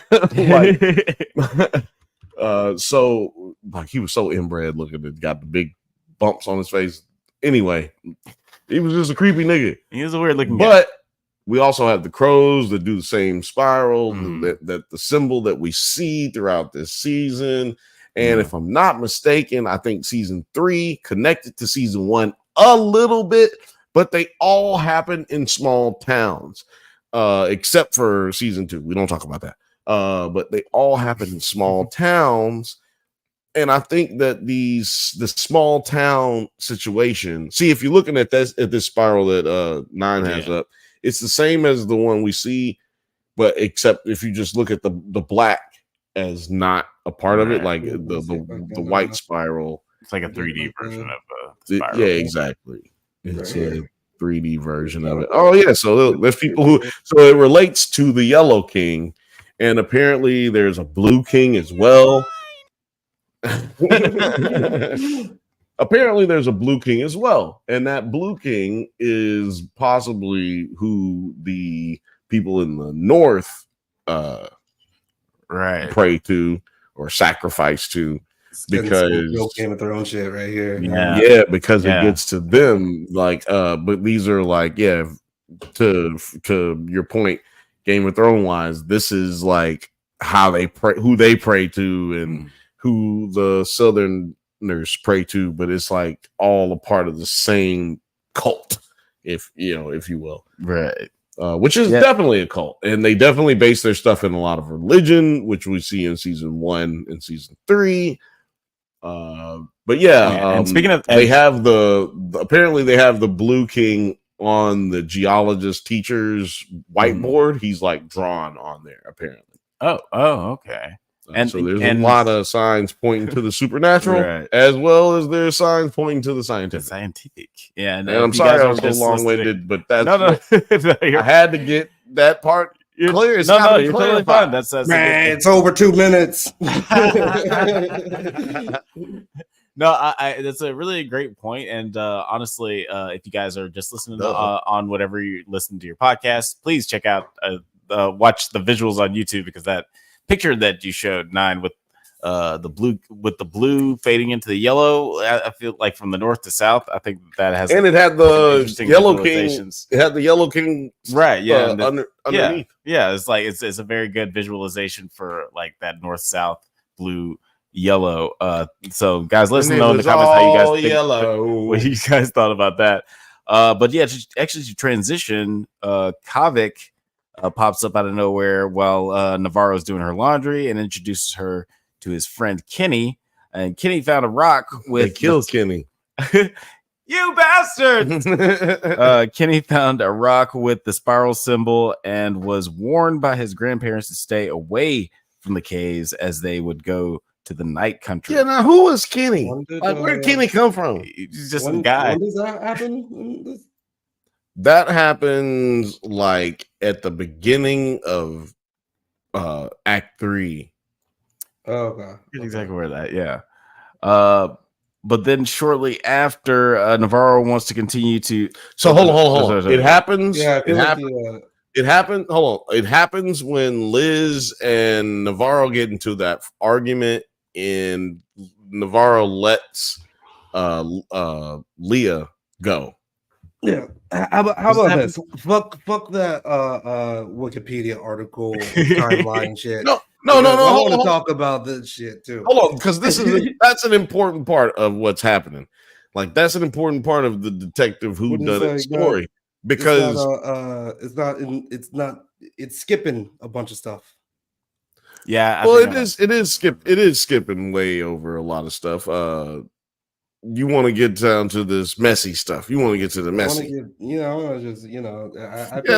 Because prior, a little bit of a No, yeah, you're right. Because prior, as we've seen through the whole season, he has been fucking his relationship with his wife up. Yeah. But I want to know, can we get a poll going somewhere? Who do you side with here? Are you team, what's her name? Leah. Are you team Leah? No, Kayla. Sorry. Are you team Kayla? Are you team Kayla? Or are you team Pryor? Because Pryor, he's just been working. He's a police officer.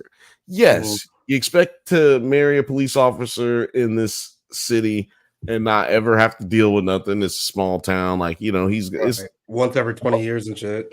Exactly. But here it is. This is the once in the 20 years. Like, he is a police officer. There are murders or dead bodies or something. There's an investigation that needs to be taking place here. Like, we need to, like, what's wrong with him doing his job? Or are you on the side of, yo, why this dude can't just tell somebody, like, look, man, I'm gonna go to sleep. The same work gonna be there tomorrow. Like, let me go home to my wife. Which side are y'all on? And that's a pretty. I'm on his side because he's got a pretty raw jersey. That's a pretty raw jersey.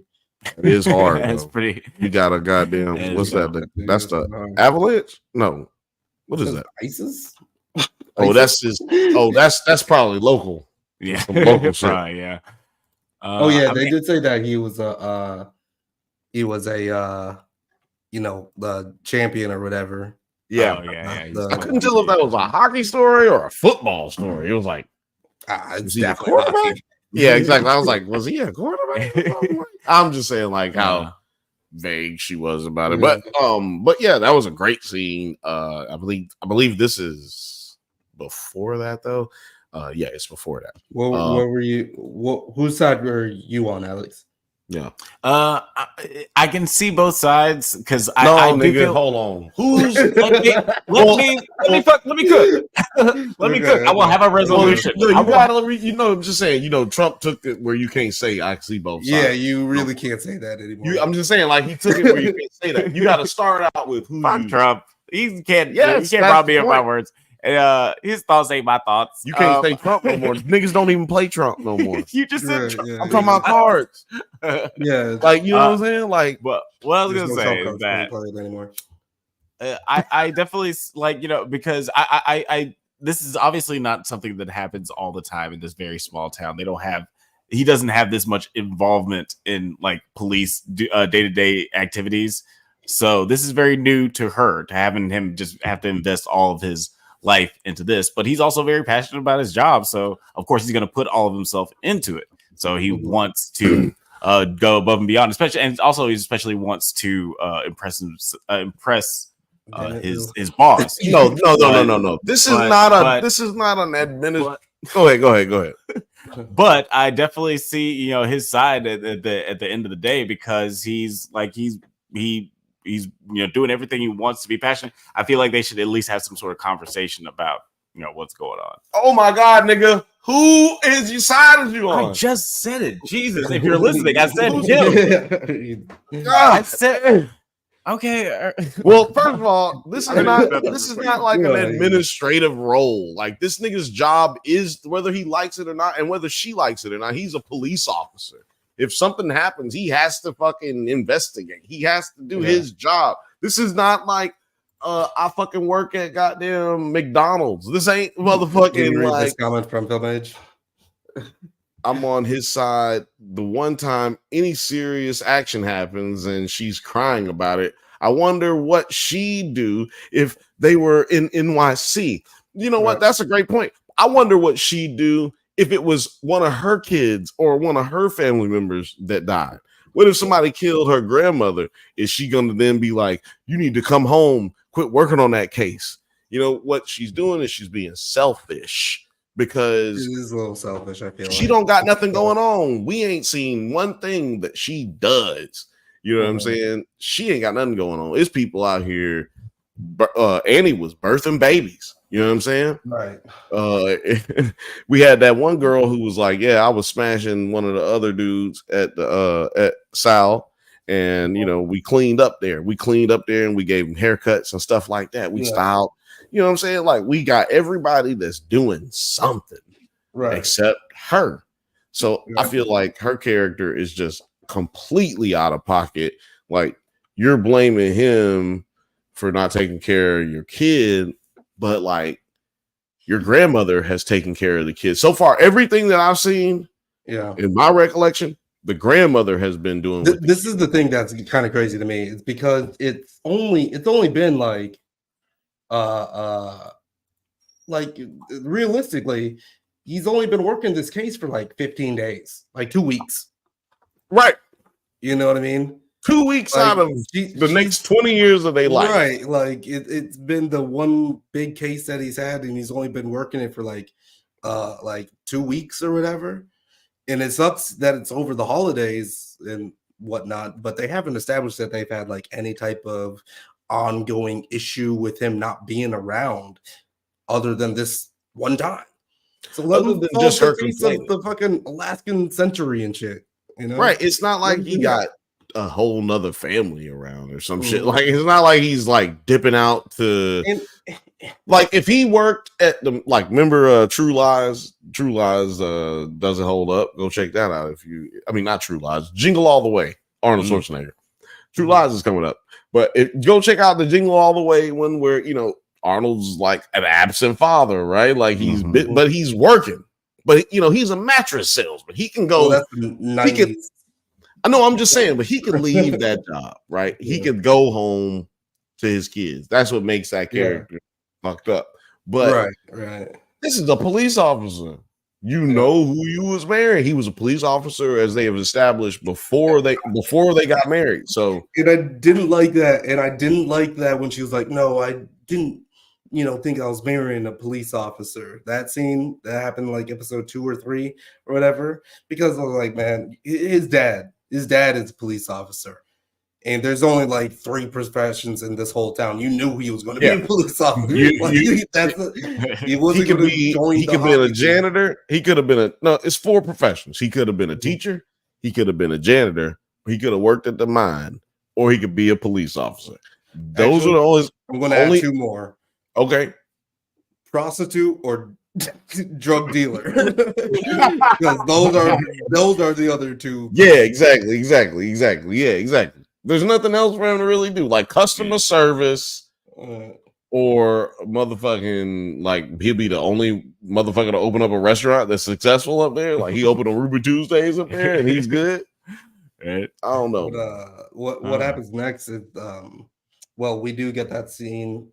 We know that they're going to be on the case and they're going to the mine or to the what were those? What are they called? The caves that Otis actually planned out. Right. But I really like this scene right here with the daughter at the protest, just because Like it was just really well shot. Like even this image right here, I was just like, damn.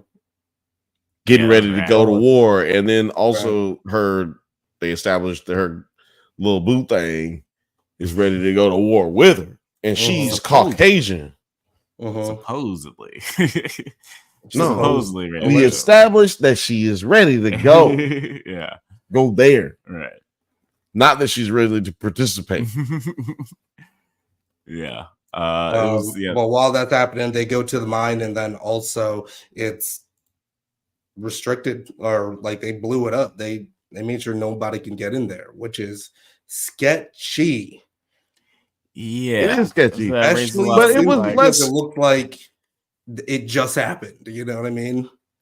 It was less sketchy to me because I felt like it wasn't as sketchy to me when you saw this. Like, I mean, because there's reasons that these things could happen, because we've established that these caves are unstable.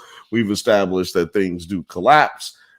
So it wasn't sketchy to me until we have that scene with Kate and Doctor Who, and they're showing her video of them outside the mine. Like, where was that goddamn camera, nigga? I ain't seen one tree the whole show. Right.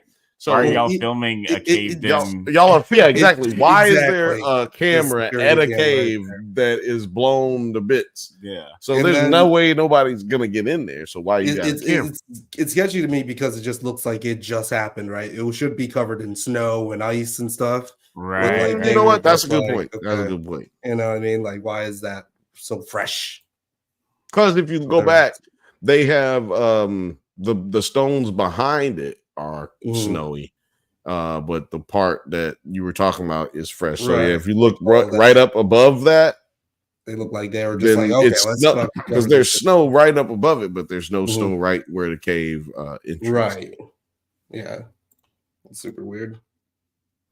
But we do get this scene where Hank played the guitar. We find out that he still does fuck around with it, but he only does it when Peter is not around, apparently. he only does it when his Russian wife don't show up. It's a sad story. And that's when you need to play a sad song. Sometimes you need to play a happy song when your Russian mail order bride doesn't show up, because that is sex trafficking. And if you see it, say something. Call 911. You know what I mean? This is not acceptable. Remember Melanie Basker? No, not Melanie Basker. Who was the one that disappeared? Oh, I can't remember. She was from Alabama. She was from Birmingham. Yeah, she was from Alabama. Damn, I can't remember her name. Yeah. As you're saying, remember her. Well, I almost said another girl who was from Alabama, but anyway. I'll try to remember her name. Navarro is at the protest, and then she sees Vision. So Navarro's getting all of the visions. If there is this debate about like paranormal or not, we clearly know that Navarro is definitely going through something. Even, if it's going to be mental, like schizophrenia that's just passed down in her family, or just like what? Like, well, there's also that's when we get to the scientific or the supernatural, right? Because there are theories, because the culture that she comes from, they do consider a lot of those things to be real. You know what I'm saying? Like seeing visions or cultural to them, just like Rose points out a lot, because she's been up there and interacting with the Inuit culture for so long. She's familiar with everybody, and apparently a believer of all of the I guess what Western civilization would consider lore. Right. So they take that kind of serious. So it's like, is she having a moment of schizophrenia or mental instability? Or like a lot of the theories are, is she really experiencing this in a spiritual way and practical way, and no one else is able to see it because she's receiving the information that needs to be presented at the time? Because Rose says, ghosts are there to tell you what's going to happen or to take something from you or ask you for something. Yeah. So it's like they're sending you a message because they ain't asked her for nothing yet. And we got Liz's kid to transition who has been speaking to Navarro. Yeah. Mm-hmm. Yeah. And Liz, I think, has been softening up this season. I mean, this episode. There was a softening of Liz in this episode because Leah gets beat up at the protest and her girlfriend, Sherry, dips on her after she got popped upside the head. And Navarro comes to her defense. And apparently we hear later that, like, to speak to last week, how Liz keeps taking care of the shit that happens to this girl, but she don't appreciate none of it. Right. Like, and Liz got the dude suspended who hit her upside the head. Like, she went off on Navarro for beating up the officer, but she did make sure that he did get suspended. Right. So there's this opening to let us know that, you know, Liz does care about everything that she's doing. She just doesn't have a way to express it in a way that is in a loving manner, like a way that everybody knows that she cares. And clearly that has to do with her son passing away, or I'm assuming that's her son, her actual son, and not just because I feel like Leah. Yeah, Leah. Yeah, I feel like she would be more appreciative if she was like around or could remember that kid. Yeah, probably. Yeah, because I don't know. Maybe I'm wrong. Maybe she was born before him, and she just didn't even like that nigga. Like, because she never mentions the. Yeah, I'm still trying to figure out their whole relationship or like whatever is, you know, the whole family dynamic with all of this. Yeah, I don't get it, but it leads you, like, we know that she's not her mom. We know that her husband apparently died or is no longer around. Or and Leah's father is no longer around. Yeah. So, because we don't know if those two things are mutually exclusive. Yeah. Is Leah taking care of this girl because she just feels guilty and blah, blah, blah? Yeah. Or is Leah taking care of this girl because it's her ex-boo thing's daughter? Yeah, we don't even really know. There's that thing about the, you know, car accident or some type of accident that happened. Right. So yeah, it's insinuated that's a car accident for sure. Question. Yeah, they definitely reference an accident a bunch of different times. And yeah, this is the scene where Peter reveals that he's found some new information about the whole Salal case. Are you about to play this little clip? He got the juicy juice. Which part do you want me to play? This part. You got it. This part. You can start it from the top right here. You got it. Right. You got it, sir. Use pollution numbers for him. It's definitely possible. Nine bankrolls Salal, and then Salal pushes out bogus pollution numbers for him. It's definitely possible. I'm pretty sure, like, we discussed this. There, like, we did it. We put this pretty high up on like what's probably happening. Yep, that's what we do here. Yeah, go ahead and tell them, man. Yeah, tell them, man. That's what we do here. It seemed like it was very obvious that there was definitely something going on with Salal, the mine, and whatever you know, research is going on here. So I think our theory was originally that if Salal finds something that's going to help the research, like some microorganism that they're looking for in the ice that's going to revolutionize medicine, then the mine wouldn't be able to operate at full capacity, and that also means that the town will, you know, suffer, because obviously there's this like big ass dispute going on with, you know, is the mine even good for the community if it's poisoning the water and turning everyone downstream water black or whatever. Yeah. I think that there's a combination of that and that, if I'm not mistaken, in season 1, they talk about how the Tullys are trying to come up with some type of immortality or some shit like that. They're like searching for all this stuff. Like there's this campaign for them to do more than just what they're doing, like the deviant sexual they're stuff. Trying to find the Lazarus pit, basically. Right, or whatever it is, and that's what Salal to Salal. But yeah, that's what the scientists are up there doing. That's why they're capturing those little ice cylinders to keep the genetic material from deep down into the ice, which they actually do that, you know what I mean, like in real life, you know, trying to find different organisms that may lead to the origin of life, and also may lead to, you know, different types of organisms that allow us to know like about certain diseases. And we were just covering For All Mankind, which, you know, Kelly was originally doing that in the Arctic, or, you know, somewhere somewhere icy, and then she ends up going to Mars to try to develop the same type of research. So exactly, and that's why you should go to the Air Force to in Annapolis or whatever. Yeah, did she go to Northwestern? No. She went to Annapolis. She went to Annapolis. Look at you in prison. Look at you in jail, motherfuckers. How do y'all feel?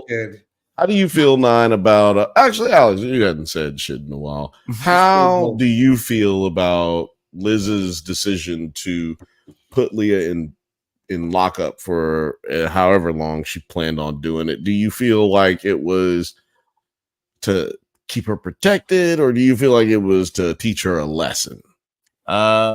Both. You know, she's obviously got her own trauma about like what's gone on with her kid, and also with what happened with Annie. She sees a lot of Annie in her and Leah, and doesn't want her because they look exactly the same. Doesn't want her to turn out the same way. And yet, like you mentioned in a previous episode, that they look very similar, and I think that was a deliberate as far as casting goes. But also, what if she's Annie's daughter? Damn. But that'd be weird. That'd be crazy. But it's Navarro's daughter. Oh, you guys. Sorry, accidentally muted it there on accident there. But yeah, another thing that we talked about in a previous episode is that Leah is really unappreciative. She doesn't realize that she would be way more trouble if she wasn't the daughter of a cop, and she just kind of expects shit to roll off her shoulder because she's the daughter of a cop, and she doesn't, and she just kind of expects, after all this craziness happens, she expects to just get a ride home. It's like, no, nigga, you go into jail. That's what happens with niggas. No, but protest. They go to jail. I just gave you another theory. Now I might be wrong, but this is a soft lob. This is not a reach. What if she's Annie's sister and not? I said Annie's daughter, but what if she's Annie's sister? Just like Navarro's sister died, right? Her sister died, and that's why Navarro has like that big empathy for her, and then like later lets her even lets her out because Liz made her so mad. Yeah, but Liz is making people mad because Liz is trying to protect people the whole time, I believe. Like everything she does to Navarro, that's Navarro feels is like, yo, fuck Liz. It's to keep Liz from getting in trouble, because I mean, not Liz, but to keep Navarro from getting in trouble. She doesn't want her to do something that she knows, hey, Whitey ain't gonna accept what you're saying. You know what I mean? Like, it's more of that than it is like she's like, oh, you want to give me all this religion, mystical, chupa, but at the same time, lupa shit. The change you want to see in the world. That's her fault. Yeah, but that's not Whitey. That's Gandhi. That's not Whitey. That's not Whitey. I'm just saying. That's not Whitey, but yeah. Right, but I'm just saying that's why we dislike her. Yeah, to everything you said, that's why we dislike her. That's why we're uncomfortable with her character. Yeah. But at the same time, the growth that we're having leading up to our season finale, I feel like it's showing you that there's cracks in that armor that are more sentimental than there are out of anger. Yeah, I definitely agree with that. Because she do seem racist. Like the first couple episodes, she seemed racist as a motherfucker. Oh yeah. Yeah, I would have been interested to see, because Jodie, like we mentioned before, Jodie Foster like insisted on this character being more of an asshole. So I'm sure she was a lot more empathetic and a lot less just like critical of her culture specifically before. Yeah, like almost every single interview she's in, she mentions. She's. But go ahead, Bill. You said she mentions what? No, yeah, almost every single episode she mentions what Alex just was talking about. Like, I told them I didn't want to do this unless I could do it the way that I ended up performing it, because I didn't feel she wasn't originally written this way. So which means she was written as like that white savior, dainty, white girl. One white person in this town that loves everybody. And she was like, no, I gotta play this like how I want to play it. And I think that, let's be real here. She wants to not only show that she had a part in changing that, but I think because of other things that she said, I'm not gonna say any of those things. I think she's also trying to spoil a lot of things. Right. Yeah. I like her. That's her Mark Ruffalo way of fucking spoiling shit, or either putting things in the ether just to get it popping, because she did mention that not Robert Downey Jr. Jesus Christ. She did mention that Matthew McConaughey was a big part of this, and he showed up. Right. That's what she said. He showed up for this one. I think the last episode she even said. So she's been doing a lot of trying to like spoil shit, like little teaser shit out there. I don't know if we're gonna get Rust in the last episode, but a lot of the scuttlebutt. I kind of doubt it, but like, I mean, I haven't seen the door for it, but I haven't. I'm still hoping. Yeah, he's still happy. They would have to really nail it, because it could be like seeing George Clooney at the end of Flash, like we're just like, it's like, oh, he's here inexplicably, or it could be great. I don't want Matthew McConaughey to come out through a portal and be like, on your left, Jodie. Pardon left. But speaking of Jodie, sorry, this is when the other shoe drops, right? I mean, or the first shoe drops in this episode. Yeah, hold on, Jodie. What were you about to say about that? She goes to the Silver Sky headquarters to talk to the executive Kate McKittrick, who is talking with Conley. Kate is aware of the Danvers' visit to the cave, questioning her authority as it was property of the company. And Conley all but says that he knows about the Wheeler case, is basically blackmailing her into giving up this case. What did you guys think of just like this whole cover up? Jodie's sort of implication that or accusation that these guys are fucking. I'll play this little clip here. It was a weather event, slab avalanche. They're sudden and can move at 100 miles an hour. An avalanche? Come on. So this is a great scene. This is a great tidbit because we've referenced this before. I think Movie Files has referenced this, where the situation where the was it Russians or in the Alps or something? Somebody crashed. Some people crashed in the mountains, and they ended up freezing to death. They took all their clothes off, folded them, just very similar to how our characters die in episode 1. As they found them, they were butt naked with demonstratively scared faces, and they froze to death. But the determination of death was because an avalanche happened, a freak avalanche happened. But obviously that doesn't explain any of the other situations. Like, why did they take their clothes off and fold them? Why did they run? Why are their clothes yards and yards away from where their bodies were found? And they also didn't, you probably couldn't have survived butt naked walking that far type stuff. The fact that he was like, oh yeah, it was the last sunset of the year or whatever, and right, they just all went out and did it. I was like, yeah, why did they take their clothes off? Right, yeah, you're completely missing that. They are butt naked, and they're screaming, as we've seen that the veterinarian has already explained. You can't, you don't die. Yeah, like they were screaming in the beauty of the majesty of the sunrise. Right. You don't die when you die from being frozen to death. You just quietly go to sleep and die. You don't die from like screaming because you were so cold, and unless Sub-Zero hits you with one of them. And one of the guys is still alive, as we all dude. His arm popped off. That shit was hilarious. When his arm popped off, goddamn, worst CGI thing I've seen in a while. Because if you go back and watch it do a rewatch, like straight up an animatronic, actually. No, go back and watch it at the end where he's like, like that shit's just like a plaster of a fucking like it was like watching Blue Crush, where you're watching the surfers and it's not actually them. They just got a wobbly. It's very subtle, but you know what I'm saying, like or face. Yeah, it's very subtle. But you're saying that you love the set design. Are you talking about the scene in particular, or just kind of like the whole vibe of the show? Let us know in the comment, and also let us know what opposite looks like this. Let us know. Because this scene, Alex, like are you gonna play this? Let's see here.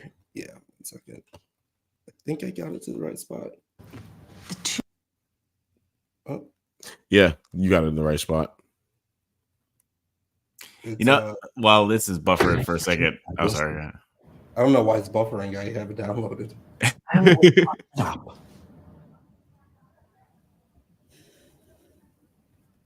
This case is closed, Liz. William Wheeler, 43, white male. It was a murder-suicide, except there was no suicide, was there? And so, I mean, Wheeler we'll do that at the very near the end there, but it's the Wheeler case, man. Kind of crazy that he said yes behind Jody. Let me see here. Behind Jody. What is behind Jody? What is behind Jody? Looks just like a behind Jody sounds like a 90s band, like God, or a fucking 90s movie. It sounds like a movie that came out the year that Clueless came out. Yeah. Behind Jody. It's some weird white boy who fucking keeps texting her, or no, he keeps showing up at her house. He sits behind her and he sits behind her in third period. So he keeps showing up at her house. It's one of those behind bad boy. Those bad boy hopeless romantic rom-coms. Almost romantic. I'm not sure. Tell us what's behind Jody. It's a circle. I can't see what's behind Jody. I don't know what he sees. What is? But I will say, this is a bit inside stupid shit. But like every time she was like, the two cases are linked, or every time someone would say these two cases are linked, I would always think of Kiss Kiss Bang Bang, where Robert Downey Jr. is like, your case and my case are the same fucking case. It just passes my head. Best quote of the episode: "Fuck you and your fucking weather event." Yeah, it's gonna be a meme. That's just that's an amazing meme. I felt that way on Friday when it was raining like crazy. It's going to be all of us 20 years from now. Felt like that last Monday, man. Monday we were sitting there. Last week we were sitting there dealing with struggles on the internet bus because of the rain, man. Yeah, we were on the Hot Express Tuesday. last week. Yeah. It's crazy. By the way, we're going live tomorrow, Tuesday. The Bantha Bunch with your boy Bill. Check us out. Check us out tomorrow at 8. Is it back for members only or what? Not yet. We still going no members only for at least another month. but we going back to members only Give in you guys March. a little tease of what you're missing. Yeah, we're going back to members only in March. So, take your time, come and check us out, man. If you like it, you can sign up in March for 99 cents a month. 99 cents a month. Maybe it's $1. I don't know. Don't hold me to it. 99 cents plus tax. Yeah, funny or two. Yeah. But yeah, so we now know in this scene that my dude is in on something here. Yeah. Something happened here. Hank and Kate are conniving. Yeah, because of the meeting that we had clearly amped up the importance, the stakes of what's at hand. Mm-hmm.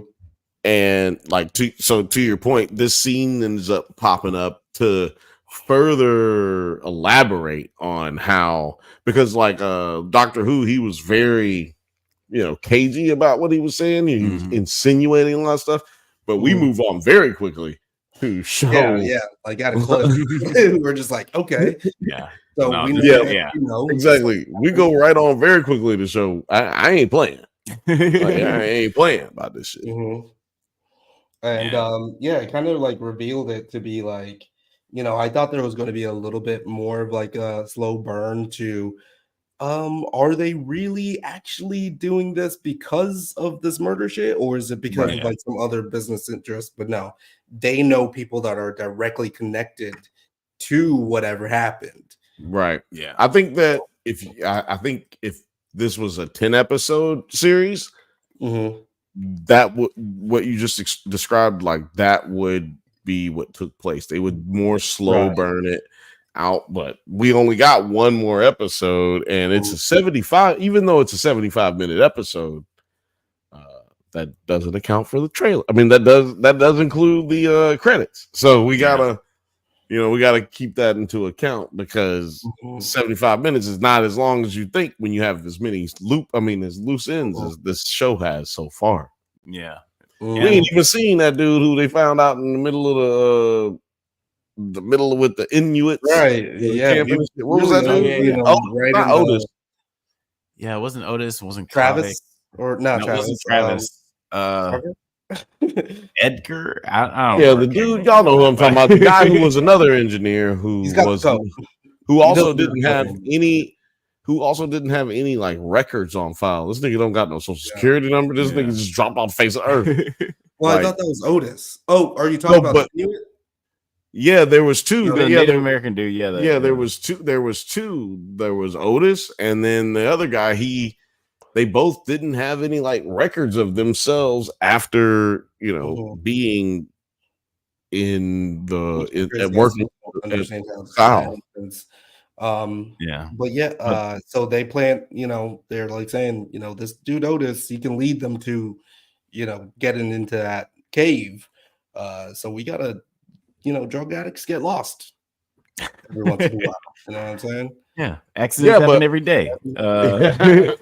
Yeah, she asks him to kill Otis to prevent progress in the investigation, and promising him that he'll become police chief, which we find out that she promised him before when he did the dirty shit with Annie. She didn't ask him to kill nobody though. All right, yeah, he just moved the body, but this is but that was all thwarted when Carol. I always call her Carol because her name is Danvers. When Carol Danvers became the police chief. Hold on, yeah, but. So Kate doesn't say, I just wanted you to move the body. I'm just saying she doesn't insinuate that she insinuates that she wants him to kill Otis. Actually, she doesn't. She doesn't even say that. This nigga said he was going to kill Liz. Right. Liz. Mm-hmm. Liz Carol Danvers.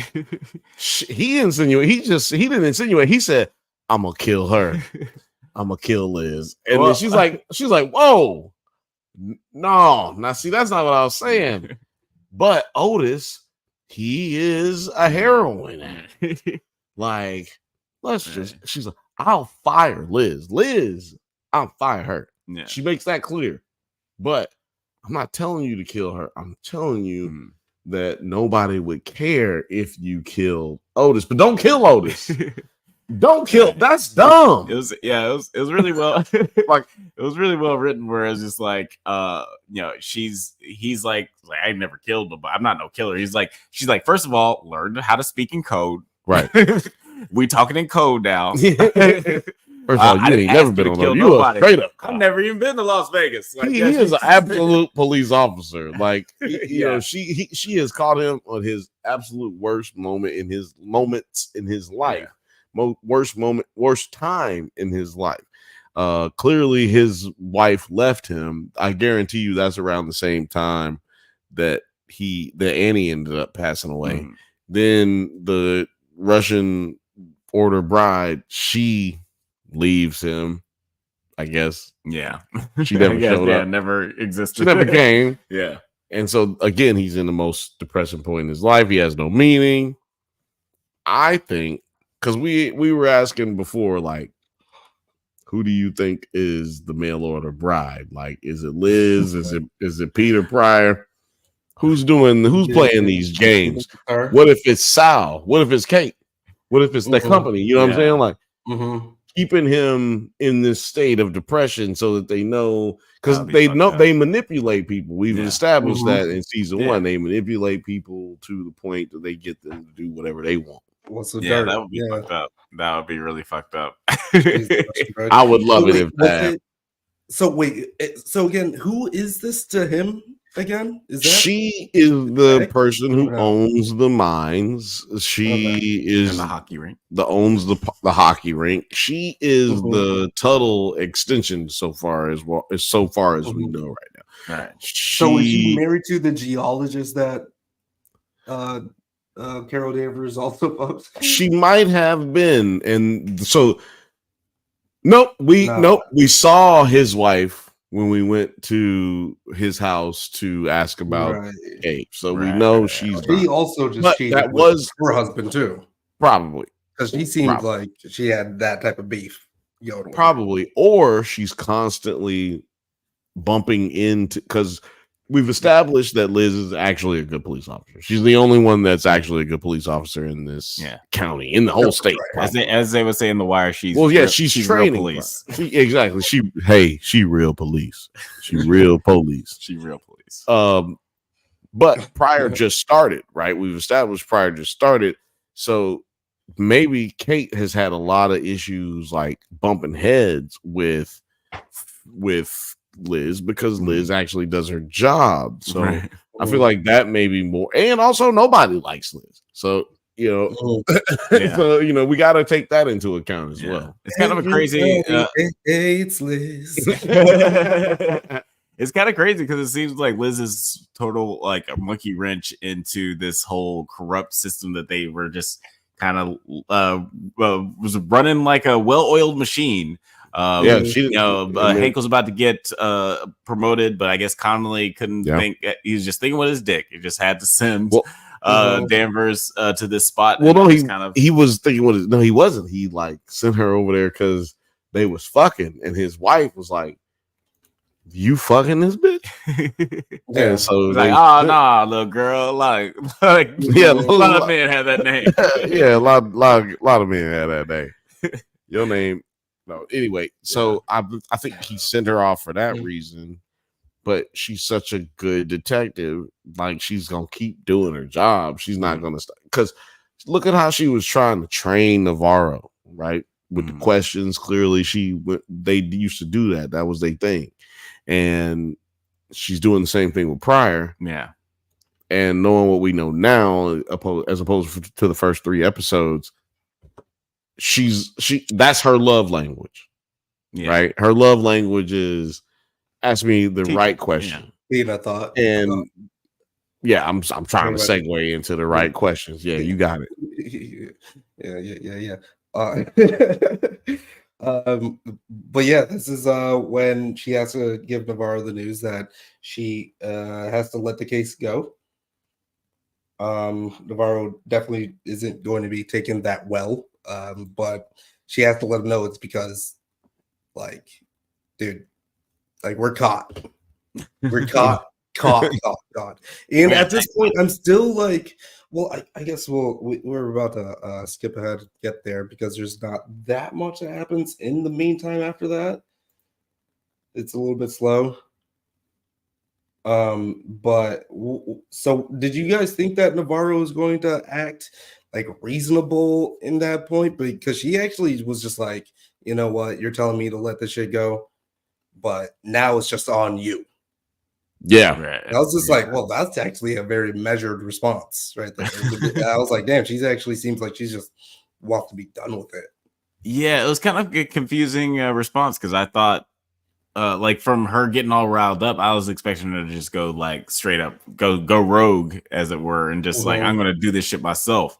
But then like her last couple of lines and even the way she delivered it made it seem like she had a sense of contentment. It's just like, you know what, if this is all it is, then it's all on you. Like, Yeah, like but I the think trauma goes to you now. Yeah, I think the explanation for it is that she's not saying that it's not on her anymore. She's just saying you don't know what's coming down the road for you. Yeah. Like this murder, however many murders you've dealt with, this murder is different. This murder has an attachment to you because of the gruesomeness of it and the meaning behind it. You know what I mean? And also how close they are to solving it. Yeah. And like, I don't think she's absolving herself from the responsibility. I think she's just saying, all right, bitch, this is how it's about to be now. Right. You about to have to deal with the same thing that I've been dealing with. Yeah. Because she does explain like basically everything that she's been dealing with, you gonna have to deal with. So Your case. And at this My point, case. we're still not very clear Your about case. what happens. Your case is my case. Bitch, I'm preaching straight from the survival scrolls. Cut that bitch off. Cut that bitch off. So, but yeah, like at this point, we still don't really know exactly what happened. I mean, we have our opinions and everything, but I feel like they kind of flip it on their head. I did want to talk about how they went and let's see here. Well, yeah, he's being a creepy motherfucker with his son. I don't know. I don't trust motherfuckers that sit like that with no support. You know what I mean? He's sitting like a police officer. He's sitting like a police officer for sure. I'm just saying, bro. Like you just look way too attentive on me filing these boxes and trying to. I don't know. It was kind of strange. It I did mean- feel like I like that you brought up this scene because I did really like his like this whole monologue and this whole story about Pryor falling into the ice because it shows that he does love his son even though he's a piece of shit. He's like how Thanos loves Gamora, you know. it's still fucked up. Yeah. That's a good example. It's slightly different than that. Yeah, it's slightly different. But as in the fact that he cares about it. Yeah, and this one Gamora. He does beat the shit out of him. He still beats the shit out of him. Yeah, he is Joe Jackson. He is the white Joe Jackson. Right. He's like, I love you, but I will beat the good goddamn hell out of you. Yeah, clearly. But I did like, you know, the whole performance, like the delivery of everything, because he does seem sort of distraught and like and like he mentioned before. That's a good word. Oh, thank you. I was gonna just say crazy eyes. Well, like he said to Kate, he's not a killer, and he's very clearly working himself up to do this thing that's going to change him forever. He's like, I don't know how this is going to turn out, but I know I'm not going to be the same person today that I am tomorrow. So I just want to tell my son something that I would never tell him otherwise. I think that he was well aware that whether he succeeded or not, there was no way I think either way, he wasn't going to survive this. Oh, yeah. He knows the people he's dealing with. I think this is like a situation where he's like, think about it. Why would he participate in moving Annie's body? He's a police officer. There's literally no reason he actually has to participate with these people. Yeah. He could try to take them to jail and, frivolously it may be, he could try to take them to jail and then end up dying. Yeah. But I think that he may have run into a situation if he was supposed to be the chief of police Right. before Liz got there. And we know Liz was not there beforehand. She didn't raise up through the ranks. She just was the chief of police who was inserted. Yeah. That means that the previous chief either died or moved, and we ain't heard no old chief. We ain't seen no old chief who was there. The old chief, yeah. So I'm thinking maybe we got Hank killing the old chief, having to move the body, or somebody killing the old chief, but and then Hank he's not a killer. Okay, well maybe Hank didn't kill the old chief, but he had somebody did some bullshit in order to get that chief spot, though. Right, exactly, because he's clearly been an officer probably as long as his son has. I mean, as long as as far back as he was the same age as his son. Yeah, when they started. So when he started, I just think Hank has a bigger part than he's even insinuated, because Liz did mention to Pryor, because he's the one who found the information. Hank is the one who found the information off of Pryor's laptop about how the Wheeler case was a setup, and Hank. Liz mentions that Hank is not as dumb as he's not as dumb as he looks. No, he's not as dumb, and in real life, I mean, he's not as dumb as a police officer as he is in real life. Yeah, like he can do his job. I guess he was probably but he doesn't do time. No, I think it's exactly what she said. He's the smartest cop that you can that you can run into, but he's also the dumbest nigga in the world. Like, this nigga will fall for anything and stand for everything. Yeah, what do you read the comment? Oh yeah, Film Age says, he got in too deep and he knew he wasn't getting out. It was a stellar performance when you rewatch it with that context. Yeah, I need to rewatch that scene. And I've been a fan of Film Age, you know what I'm saying? Like, confirm what I'll be out here saying. And I really like this actor. He's been a really great character actor for a long time. So I saw this as long as we've been watching television. Yeah, since I was a wee lad. He might have been in an Ernest movie, and it might maybe there's an Ernest body double. No, don't disrespect Ernest like that. No.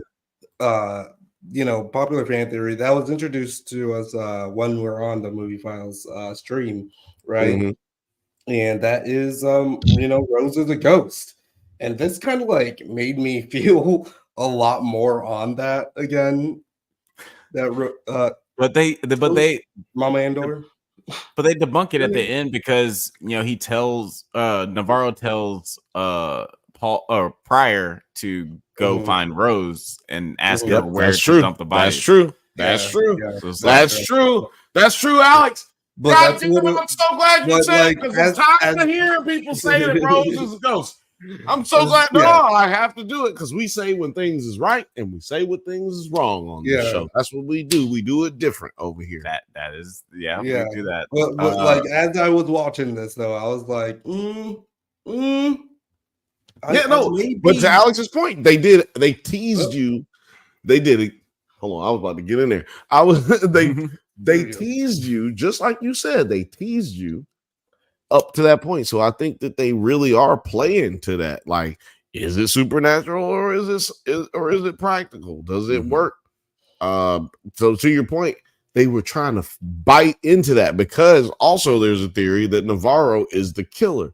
So this makes sense that, like, Rose is helping her find places in the ice and all that shit, and keeping her from killing herself and on accident, and like, I think I don't know if they like were leaning into her just being that kind of like connection piece, like, kind of stoking us to make that fan theory, because it definitely feels like they were. Because Kylie Reese and and Jodie Foster have an interview together. I mean, several interviews, but they have an interview together where they do mention. I can't remember which one it is. That's why I mentioned both of them. But they do mention that there's like when they were reading the script, deciding whether or not they wanted to do this role, because apparently I think both of them were offered the role, no audition. So they're reading the script, deciding offer only. Yeah, man. Look, that's when you know the movie. I mean, the TV show is going to be good. Like, you know what I'm saying? Like when you're as an actor, you receive something. You're not. You know, it's HBO, Right. it's Universal Studios, it's CBS, it's whoever, and they'd say, "We want to offer you this." You're like, "Holy shit!" Let me read it. Then you read it, and they said when they read it, they just felt like it was going nowhere, and then, bam! Episode 5 and 6, they were like, "Oh shit!" Like. Yeah. So they've mentioned specifically how dope they were going to be. And so since episode 5 was so impactful to what we've seen so far, and we've loved everything we've seen so far, don't get it wrong, but like everything was so impactful in this episode, I can't help but believe that episode 6 is going to put everything together so fucking crazily. Yeah. Because they said that there's a lot of things basically that they thought going in that just was wrong, and then it ended up being this other thing. And yeah, Miss T in the house. Miss T, what's up? Miss T. Let us know if you're watching True Detective, if you've caught up on that. Yeah, and if you hadn't, ask us some other questions, and we'll talk about it now. We'll talk about it. But yeah, she gets out on the ice and almost falls through, and they had to. I like how they kind of incorporated the, that's the strategy. You have to lie down to right, yeah. I don't know if you're ever in Alaska or on a frozen lake or whatever, and you're yeah, the reason you have to do that is because when you're standing up, your weight is pressing down on the balance of what the ice is already doing.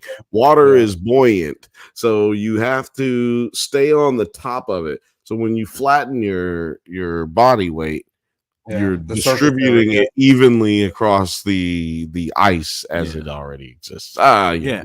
No, yes, it's cool how they incorporated all that, and I like I'm also just how trying they to make sure people survive out there. I'm trying to save lives. No, but no, yeah, like I did like how. No, you go ahead, because then we're gonna get to what I was saying. The just to talk about the hallucinations that Navarro was having about walking out into the ice. It seems like there's a lot of similarities with her and Julie, or her sister, and her mom, where they just seem compelled to walk out into the ice to their death. Leap to our doom, for all you Mighty Morphin Power Rangers. Hey, they did that in the first episode. Reindeer leap to their doom. Yeah, exactly. And it's a weird connection. I'm interested to see what's compelling her to do that, like in science, or is it? Yeah, Julia. Leap to your doom. Yeah, it's interesting. Down the abyss. Open your mind. Open your eyes. But yeah, let's talk about that last crazy. Sorry, were you about to say something? That? Oh, I was going to. This is when she gets her first little. I don't know, like she just had a spidey sense moment right there. It was like something is off here. Well, no, I think she'd already solved everything. She just wanted to rub it in. Did you talk to Connolly?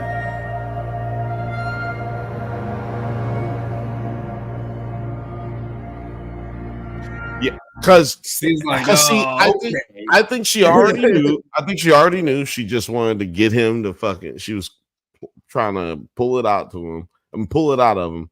And I don't think, like, how she's been the whole season, I think she's never trusted him, because he couldn't have been too coy. Like, he must have been very coy. He had to be very, like, dickheadish to her when she first got there, because he was supposed to have the job. You know what I'm Yeah, saying? And like, right. so he had to have like this back and forth with her that wasn't too this entire time that hasn't been too loving. Yeah, You know what I'm saying? It hasn't been parallel. right. You don't have to have love to be in the same mindset. Yeah, right. And Like, we've seen love-hate relationships kind of like this. It was like, oh man, you bust my balls, but you know, we have a respect for each other. That does not seem like the it's rapport been that going we one way this whole time. Yeah. As if because so hold on. Their relationship's been going one way the whole time.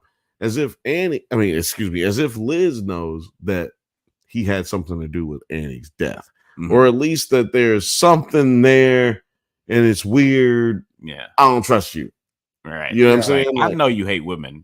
Or I know you had something to do with all of this. I don't know that you moved the body. I don't know that I know you know something type of situation. Right. And that's why I say like she looked over at him like to try to like put him in that bear trap, a polar bear trap. And I like this moment because she does, you know, she's always pestering Pryor, and you see the right flashbacks of Navarro is like, ask the right question. She only needs to ask one question in this scene, and she knows what the right question is. That's because she's learning. Who I'm quoting this from, but you know, asking the question changes the answer.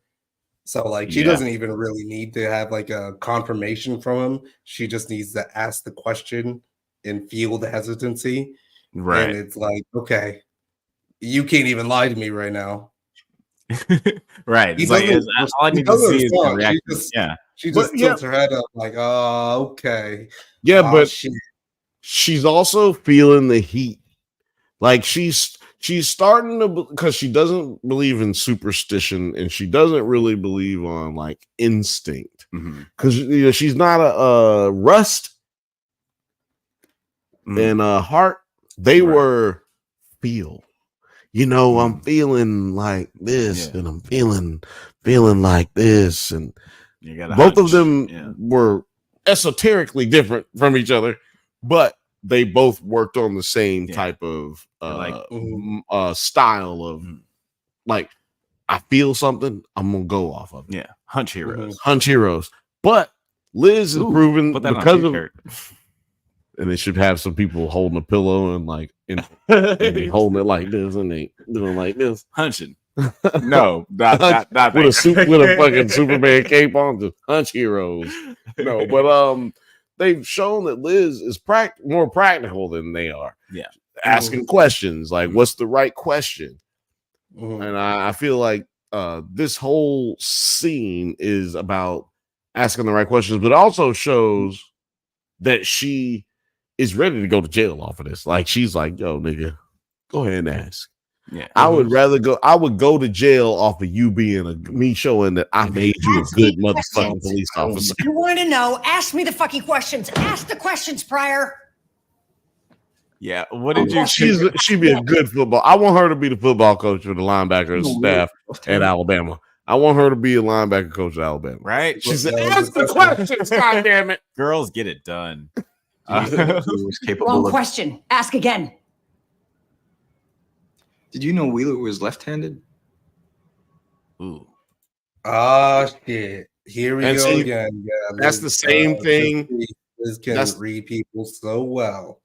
That's the same thing that happened, though. Speaking of Liz reading people well, what he just asked, the question he just asked her is similar to the question minutes ago she just asked his father.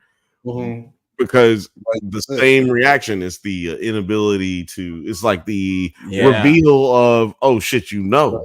Right. No. Yeah. You already know before she. Yeah. Yeah, it's pretty insane. Like, what did you think of just like the dialogue? Because like everything that's been treated, everything around the Wheeler case has been treated with such a delicacy as far as like exposition goes. Like caviar. It continues to be like really like like a sweet aged caviar. But yeah, like Nine, how did you feel like about just like this scene, another scene where we get a little bits of exposition with this case and how Pryor Bits and of exposition sounds like a band as well. oh yeah, bits of exposition. We are bits of exposition. 1, 2, 3, 4. Big exposition.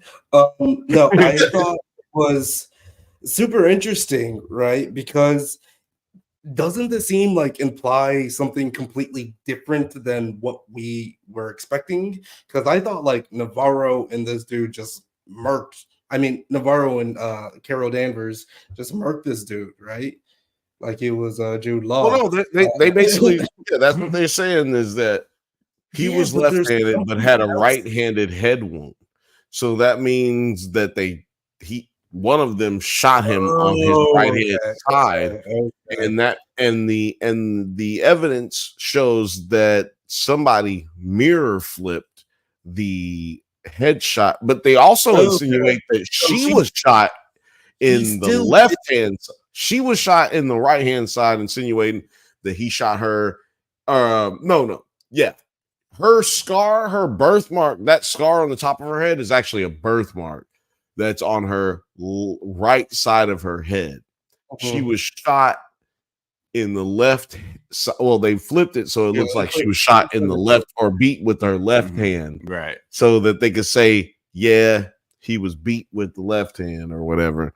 But he as his right hand side. Go back a little bit. Yeah, go back a little bit. Every senior yearbook photo. You see the birthmark, right? Someone flipped every single photo in her file.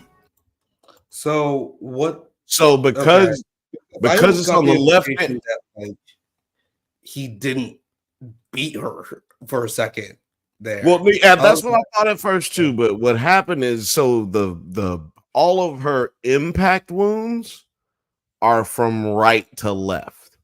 Just like so if I was to hit you, if I'm left-handed, most of my punches would hit you on your right hand side. So they are specifically just trying to disguise the fact that he wouldn't have shot himself with his right hand. Right, exactly, because he was beating her, but all of these are flipped, as they say, but that would have been her. What's on her left, what looks like as her left, all of that is actually on her right, because he was left-handed and he would have been beating her in the face. Right.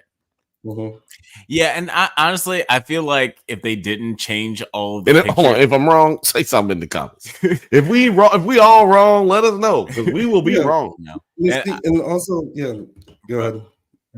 Miss T said Pryor had already solved the entire mystery probably after he questioned Liz the first time. Oh yeah, and I think you're right. Yeah. I want to let us know what you what's kind of hinting you off about that first questioning with Liz and Pryor, because they've done this whole question me, ask the right questions type of thing. Yeah. So well, I actually think that, to Miss T's point, to the thing that most points it out to me since she said that is that he said Peter says that he asked his father, Hank, about it, but he wouldn't give him too much information.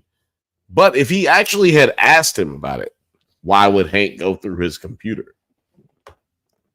You know what I mean? Like, I think that one took place after the other.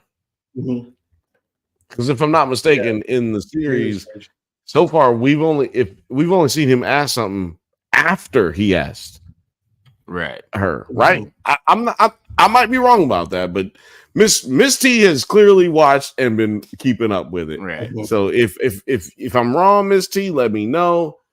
Did Pryor ask Hank after Liz, or did he ask Hank about the Wheeler case before he asked Liz? I think it was after, because that's how I felt. I don't know how I remember it correctly, but leave it in the comments.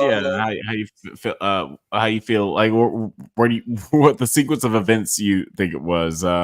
But just to move it right along to The moment, toward the the end, biggest of the moment episode, of the episode. Danvers gets Otis out of the treatment facility and calls Navarro to meet up with her at her house at the How did she do to that? go to the caves.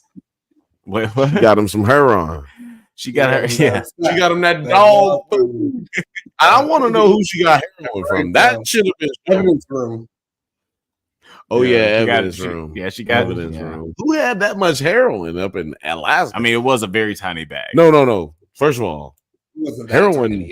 Heroin. Well, it was, yeah, it was like a quarter of weed. Right.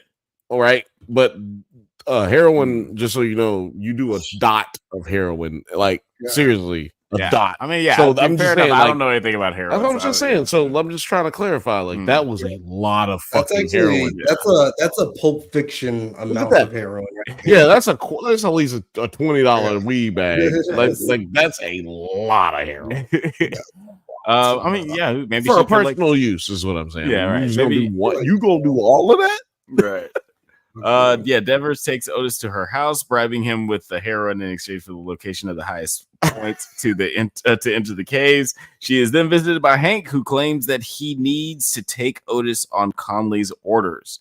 He takes Danvers' gun, and upon noticing Otis, executes him with 2 gunshots. Bang, bang. 2 shots. Double tap. Him with the double tap. He definitely watched Zombieland. Peter arrives. Or he went to the police academy. I don't. One of the two. Probably the first. Probably watched Zombieland. Peter arrives pointing a gun and is pressured by Hank to help him, but Hank admits. Hold on. Oh no, go ahead. Sorry. Hank admits that he moved Annie's body after she died at the cave, and prepares to aim his gun at Danvers, prompting Peter to shoot and kill him. Okay, 2 things. Hey, we can fix this. Turn my kid against me. We can't fix that, can we? Your son loves you. He loves you. He doesn't want to see you do anything fucked up, okay? Hey! Back up. Back up, Liz. Okay. Stay there. See, if he was a crackhead, he could have made it. He'd have ran a lot faster. Yeah, Aaron. I'm just saying, if Otis was a crackhead, he would have made it out the door, and it would have been like, pow, and he'd have hit a light fixture or something, and Otis would have died in the snow. He would have died to death. I would, yeah. He would have died to death. Why did I say? I've been off all day, man. I would now that you say that, I want to see a foot race between Bubs and Tyro Biggums. Or not, yeah. I'm sorry, Bubs from the PJs. Oh, for the Wire. Oh no, yeah, Bubs from the Wire. Oh man, Bubs, I see him. He lives in our neighborhood. Actually, see him at the bar. Oh, really? Oh, that's cool. I need to. Yeah, no bullshit. Yeah. Mahershala lives in the neighborhood too. Yeah, you mentioned. Yeah, It's crazy. But yeah, back to this. Okay. I think Hank followed Liz home because he knew she had checked out the crackhead. Yes, the crackhead. Unfortunately, he was a heroin addict and couldn't. If he was a crackhead, he would have ducked like this. Remember Ezel? Ezel was a crackhead on Friday. You ain't gonna catch no crackhead. You ain't gonna catch no crackhead. But if you fucking run after a heroin addict, all you gotta do is zig and zag, and then you got it. All right, and this team says actually in the comments Tyrone would win in the foot race between Bubs and Tyrone. So yeah, that's we have a winner. Poll. That's the and the poll. winner is but 9, what did you think of just like Tyrone Biggums running out with a fucking car radio and still beating him? But, yeah, This is exactly what I was thinking during your rant. Sorry, I had to think, but yeah, that's the only thing it does. So basically, on the Drunk Banthas podcast, we're endorsing crack, meth, but not heroin. No, we're not endorsing anything. You want to get away? We're not endorsing anything. It's Here not at the heroin. Drunk Banthas, we only point out specific character flaws of the human instinct and nature. Sometimes things affect people differently. Yeah. And we just try to put all of that on display for the spectrum, the wide spectrum of feelings and addictions Results that may exist vary. out here. Please look down in do the heroin. comments for all of your suicide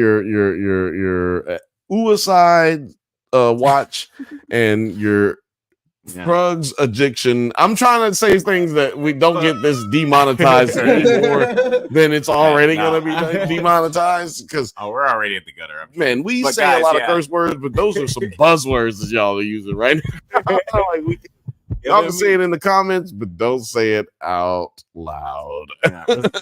Results may vary. You could end up like Otis Heiss, or you could end up like fucking Paul McCartney. Who knows? Or Robert Downey Jr. Heroin does different things to different people. Or the Robert Downey Jr. Yeah, Robert Downey Jr. Yeah, is a better one. Okay. Yeah, Iron Man. Yeah.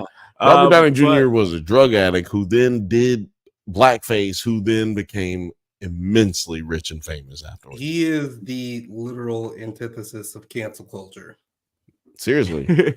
Yeah, if anyone says if cancel culture is a thing, then look at Robert Downey Jr. Seriously. Yeah, there's no such thing as That's how you cancel do it culture. right. That's how you have. That's how you have fun in Hollywood. You can't write an article about cancel culture without mentioning Robert Downey Jr. But yeah, what did you guys think of just like the tragedy of this scene where You're right, it was a tragedy. Yeah, it's super tragic. You know, the guy has to kill his father, who we'd already seen in a scene prior that he kind of just lost all of his respect in, but he wouldn't have that respect if he didn't love him so much. So it's just very I think complicated. He didn't lose very all his interesting, respect, but he because he's still in this moment. He doesn't want to kill his dad. Yeah, of course. You know what I'm saying? So I don't think he lost all respect in that moment, but he just didn't, it's still the trust. You've definitely abused me, so I know you're not capable. I know you're capable of terrible things. Right. But I feel like you're also capable of good things, because you just reminded me of all the good things that you've done for me, including saving my life while I was running down the river in a ice collapse. Yeah. Right. So I think that manipulation. To your point, you asked, to your question, you said, how do you feel about what I feel great, nigga. I predicted this. I predicted this shit. You see this nigga right here? I predicted this nigga right here was gonna kill his daddy and put him in the ice. Did he? Yeah, Diddy. They say Diddy in Mississippi. They say Diddy in Mississippi. I thought it was very interesting because I was like, okay, when she was saying prayer, think. I was like, think. Come on, let's get in under my truck. Prior. Don't think about it. But that seems to be like what, the family business, whatever, moving bodies around. Yeah. No, I do. Well, I'm just speak to the she said portion. think. I was just thinking like, does that mean like think prior, don't shoot, or think prior, shoot? I think it meant what you wanted to. I think it meant think prior, don't shoot. Like speaking more to what I've been saying the whole episode. She's showing more of her, like her shell is cracking. We're seeing more of who she is, and her love language is protection. She's trying to protect him from himself because she knows she doesn't necessarily think that he shouldn't kill Hank. She just thinks she just is aware of, okay, thank you for chiming in. But she's just aware of the fact that this will ruin his life. Yeah. Like this will put you in a situation where you'll never be able to recover from because you're going to kill your father. Yeah. Like emotionally. She knows who he is. Like she knows he's not like this dude who is hard. You know what I'm saying? Like easily. Miss T's comment. Do you think Liz was definitely using her influence over Pryor? To a certain extent, because at the big, at the beginning of all this, like when when we get the think moment, she already knows that he's planning to shoot him. Yeah, she knows he's been getting beaten by him, right? And into also to Miss T's earlier comment, where she says Hank knew his son would choose Liz and decided to go out in a blaze of glory. Like, the decision to side with Liz was already made. Like, he's already on her side. He already knows that his dad is a piece of shit. Which shows you why he was talking about in like episode 2 or 3. Like, you've already played Mrs. Robinson with my son, right? Because it just shows his insecurity to the fact that his son favors him over her. I mean, favors her over him. But Liz, to be fair, has not been beating him since he was like 8 years old or however long he's been beating the shit out of Pryor. Miss T is coming with the content here right now because she says maybe Pryor shot him to protect his own secret involvement. And I remember earlier in the season, I was thinking like, yeah, this kid, he's looking too much like the golden boy here, you know? Yeah. So I was like, is he involved in some way? Does he know a little bit about his what's going on here? The only reason that I would say no, because that's a great point. I could see all of that. Only reason I would say no is because Hank Pryor is always trying to obfuscate. He's always trying to tell Peter blood is blood. Now, the thing is that I pointed that out in episode 1 or 2, I can't remember, but blood is not the same. It's blood is thicker than water is the actual saying. And blood is more of a culty saying, which is why I've always thought that Hank was a part of this cult. And he's trying to let him know, like, you know, this is what we're a part of, without trying to let him know that this is what we're a part of. Right. Like, this is our role as a lineage to this cult, to this culture that is secretive, so secretive that you don't know what it is. None of us really know what it is. That's kind of what I think it is. And I probably went a little deeper than what it really, really is, but I think on the surface level, at least. I feel like you're onto something there, just because it is just really weird how we always mention that, and then right after confessing about this, like, he must know that the game is up right now, right? Yes. So I think Miss T is absolutely right about that. I just didn't kill. Blood is blood, Peter. So, like, why would you say that right after, you know? Also,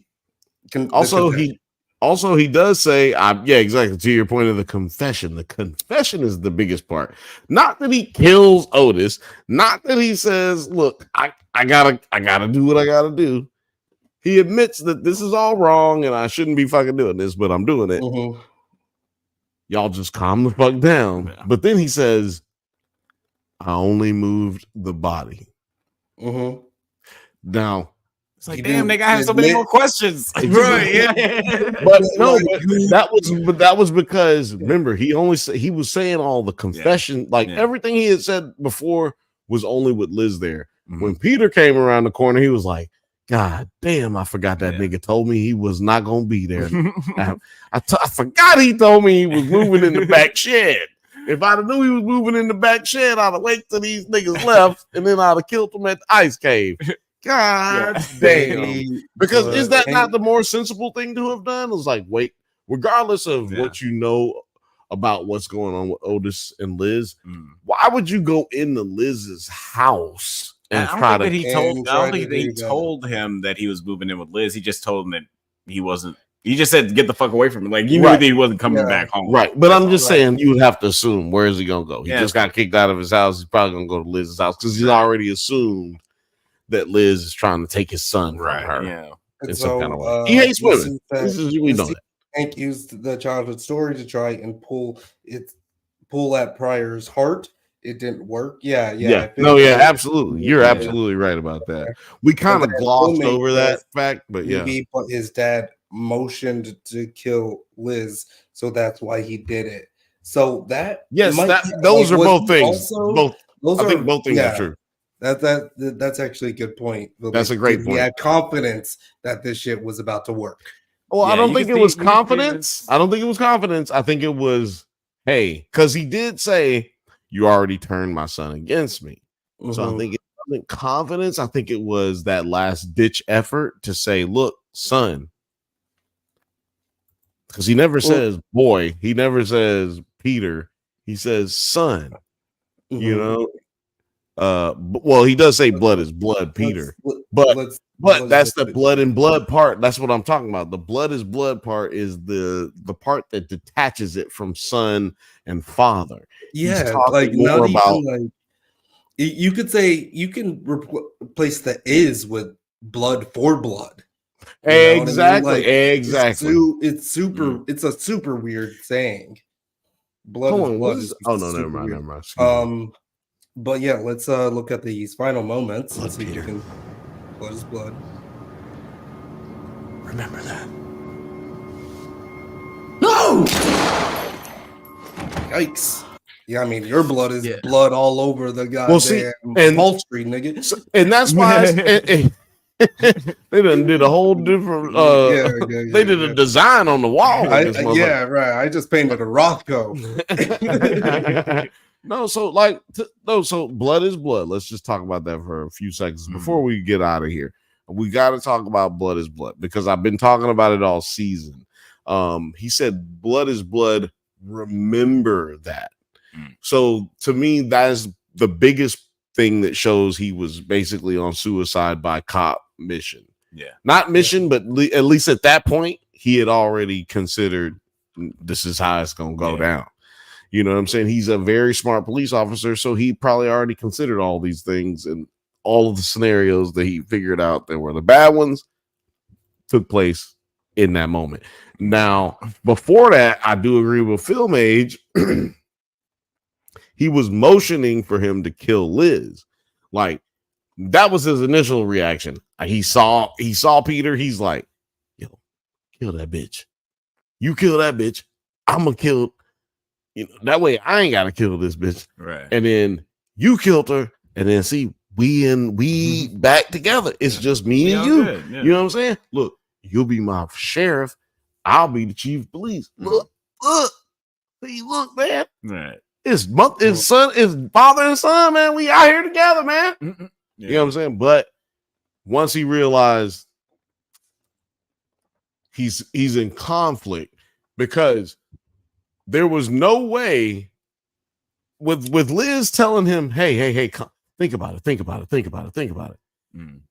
That's saying that what Hank is faced with is he can either think about it and not do anything, and then I'm going to jail and I lose my son and they gonna kill my son because he's gonna be I'm just saying, like, he'll be going against the grain of this bigger entity that he has no idea about. The big or I take the hit now and save my son from this other shit, whilst also the other option is I'm gonna try to kill this bitch, and then Peter comes to his senses, and then we all move on to be happily ever after. So all of those things, I don't think anybody's wrong in this, because I feel like if you felt that in that moment, that was, to me, all three of those things were being meant to being, portrayed in that moment, man. It was one of the most tense moments, and we had it's just like the first season, one of the most tense moments in all of television this year so far. It is early. So far. Yeah. It is early, but it was definitely a crazy scene. A lot of TV out there. At the end of it all, Danvers consoles the very shaken Peter as Navarro arrives, because as we forgot, she's actually on their way to the crib. And believing Conley is corrupt, everybody decides to basically clean up the crime scene to make it seem like an accidental death. Danvers reluctantly agrees, and Peter decides to clean up the crime scene himself, while Navarro and Danvers leave for the cave because they got shit to do. Ooby dooby What doo, is we it? got some to do now. Let's see here. Hank also said it. The blood is blood at the rink too. After questioning him on what Liz knew. Yes. Yeah. Also, Pryor didn't have to take a headshot to stop Hank. Well, this is where I find it interesting too, because if you think about it, he didn't take he just raised his gun slowly to like point it at Liz. Oh no. You know what I mean? Oh wait. No, but that was like basically asking for, you got to kill me now. Yeah. Right, but that's You what have I'm to- saying. So that's what I'm saying. Those so there's three emotions that could have happened in this scene, right? That's just exactly what you said. Speaks exactly to what I just was saying. Like three things could have been three things were taking place at the same time. We're dealing with three different people in the room at the same time, right? With different. But to Miss T's point, sorry, yeah. Hold on, because I want to talk about Miss T's point about Hank also said to Pryor at the rink after questioning him on what Liz knew, that blood is blood. And that's, I know Miss T wasn't here for that episode that we had, but when we covered that episode, that's what I'm saying. I mentioned that. I was like, blood is something that is more of a cult thing that's said.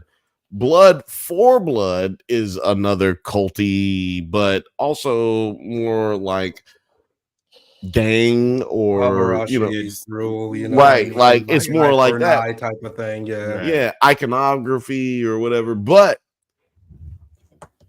blood is thicker than water, is what you would say if it was more of a family thing. Like when I'm talking about my family and like the separation of us between everything is the exterior, right? That's how you would say that. But blood is a key word that lets you know that he is definitely involved. Since we know that we're dealing with a cult already in this season, right? Somebody saying that type of thing lets you know that's where we're going down. What are you about to say about that? Just that we seen like action movies where like somebody doesn't want to kill the bad guy and they shoot him in the shoulder and it's like, you don't deserve death, you're gonna go to jail or whatever, and I never even thought about this when watching this, but yeah, this could have been one of the situations where he just shoots his dad in the shoulder and then they take him to jail for doing this very obviously illegal thing. Like I think the conjunction of the my bad, you guys can't see me, but the conjunction of what with him like slow raising the gun, because if he was just going to kill this, he would have just been like, bah, you know what I mean? Right. He was just like, I'm gonna slowly position myself here, son. I think to what we were talking about earlier about how his wife, his mail order bride, didn't show up. He singing his sad song. Yeah, he has nothing. Now then his son, remember that Peter calls him right after he's singing that sad song, because Peter hears the song. Peter hears the song after we had a scene last episode, as Alex pointed out last episode that we covered. He had never heard his father play the guitar.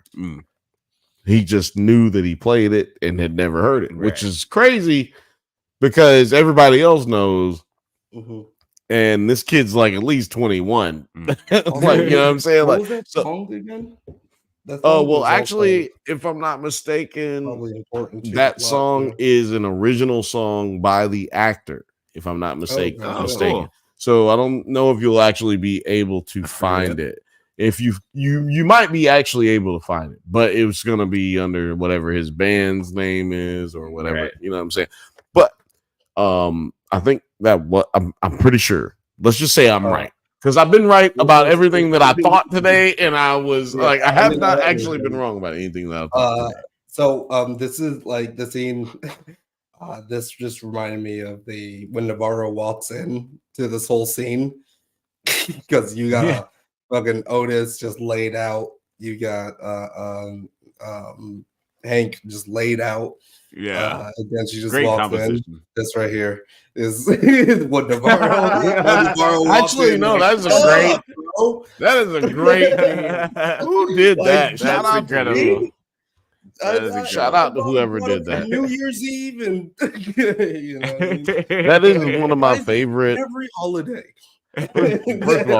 First of all, I historically, I've been alive Historically 30 plus years, but historically, I hate bottle episodes. But this is the best bottle episode of all time, Best and bottle also episode by far. Also, they do a bottle episode once a year on every season. Once a season on every season of Community, they do one bottle episode.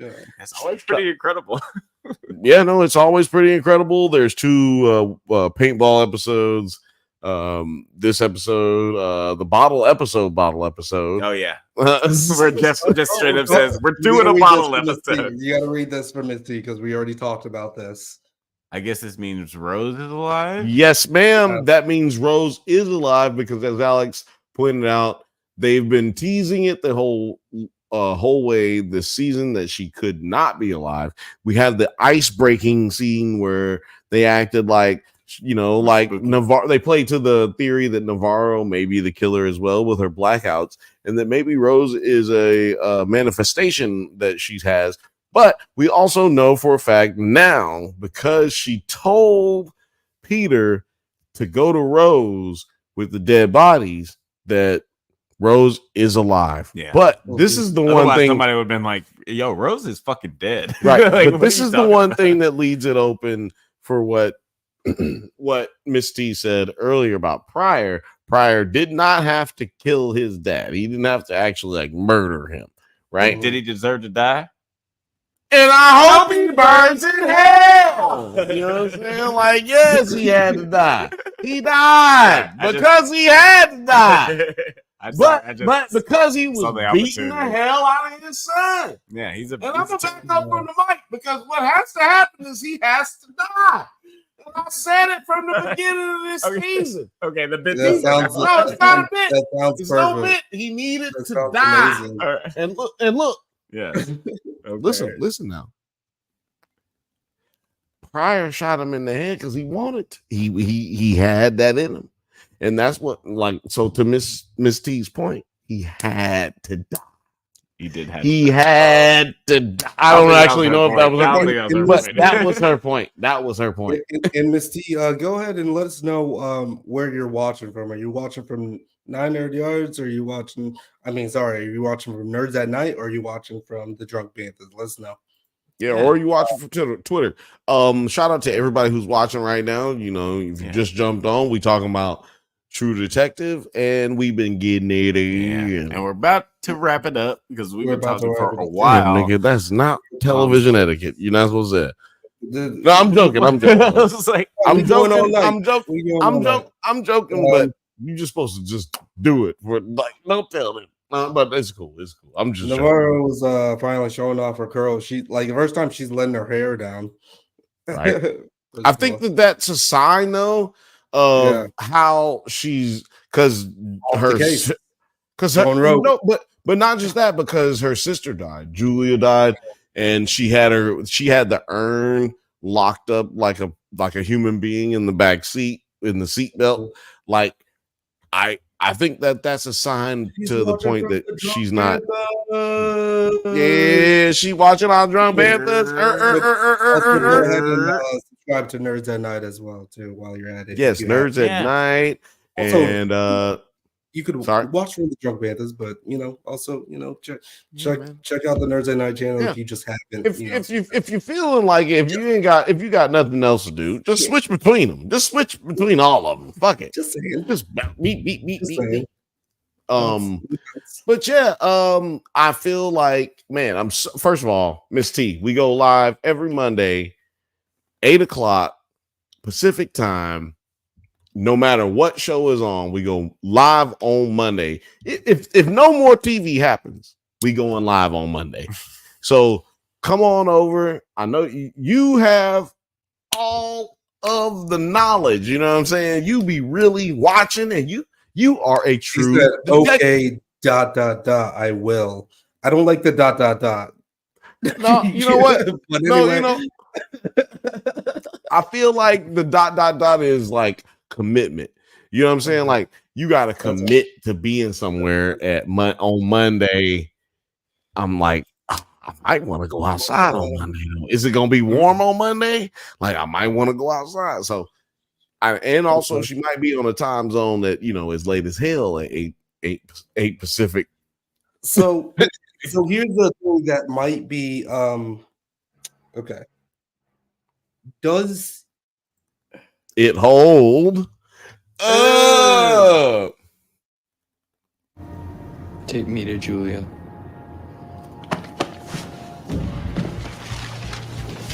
Tell her I said take me to Julia. Say it. Take me to Julia.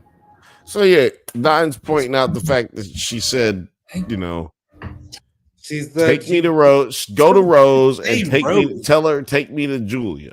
Now the reason that she says that is because Julia, if you don't remember, walked out into the middle of the ocean and dropped into the ice because in Alaska and anywhere else, I'm assuming that freezes over that's next to a coastline.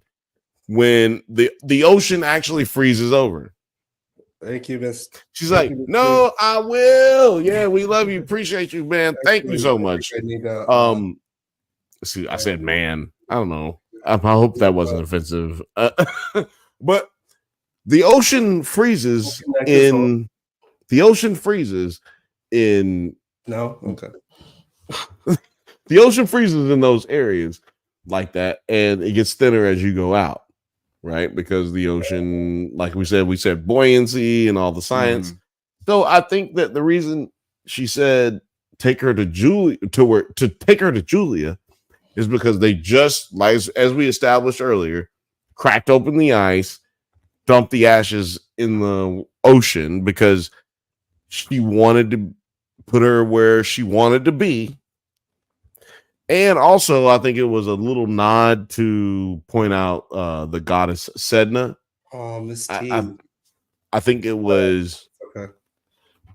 I think it was a little bit of a nod to Sedna because Sedna is like the goddess of the sea in that Inuit religion or whatever you call it. I hate using the word religion because I don't want to be trying to minimalize or.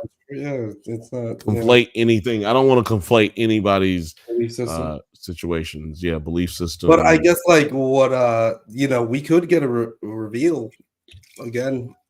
I know like it's still debunked at this point, but we still can get a reveal just because he didn't say Rose. You gotta go. He just said take me to Julia.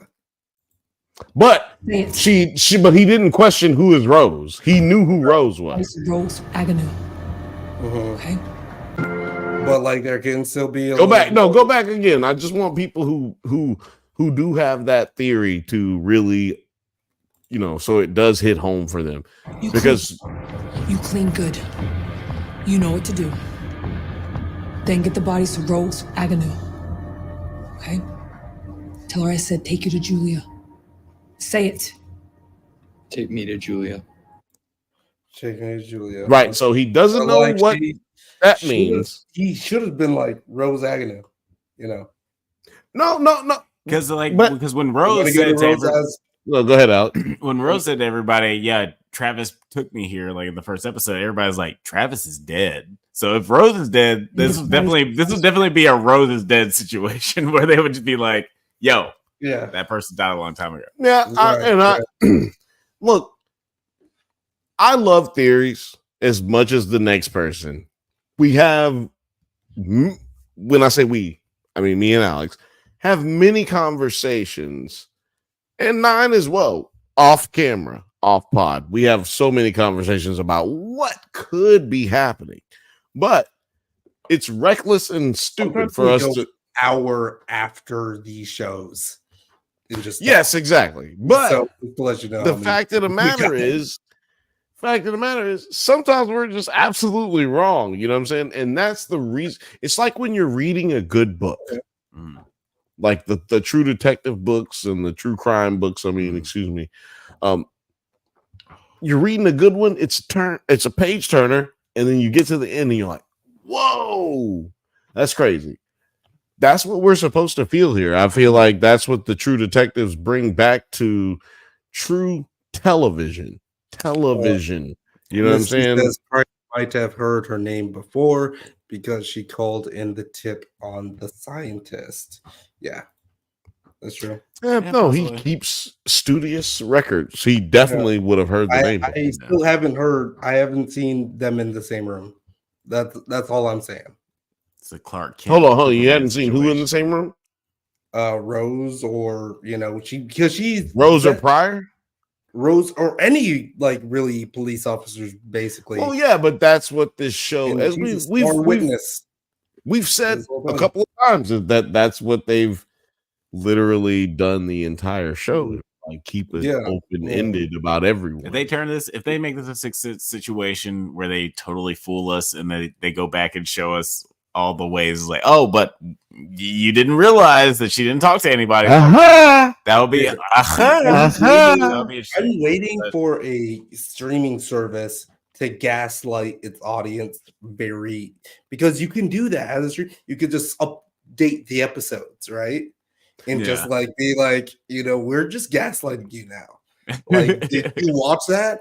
And like, how like sometimes different movie edits will go to different regions of the country, and you're like, wait, did you see that? And wait, am I crazy, or is this in the actual?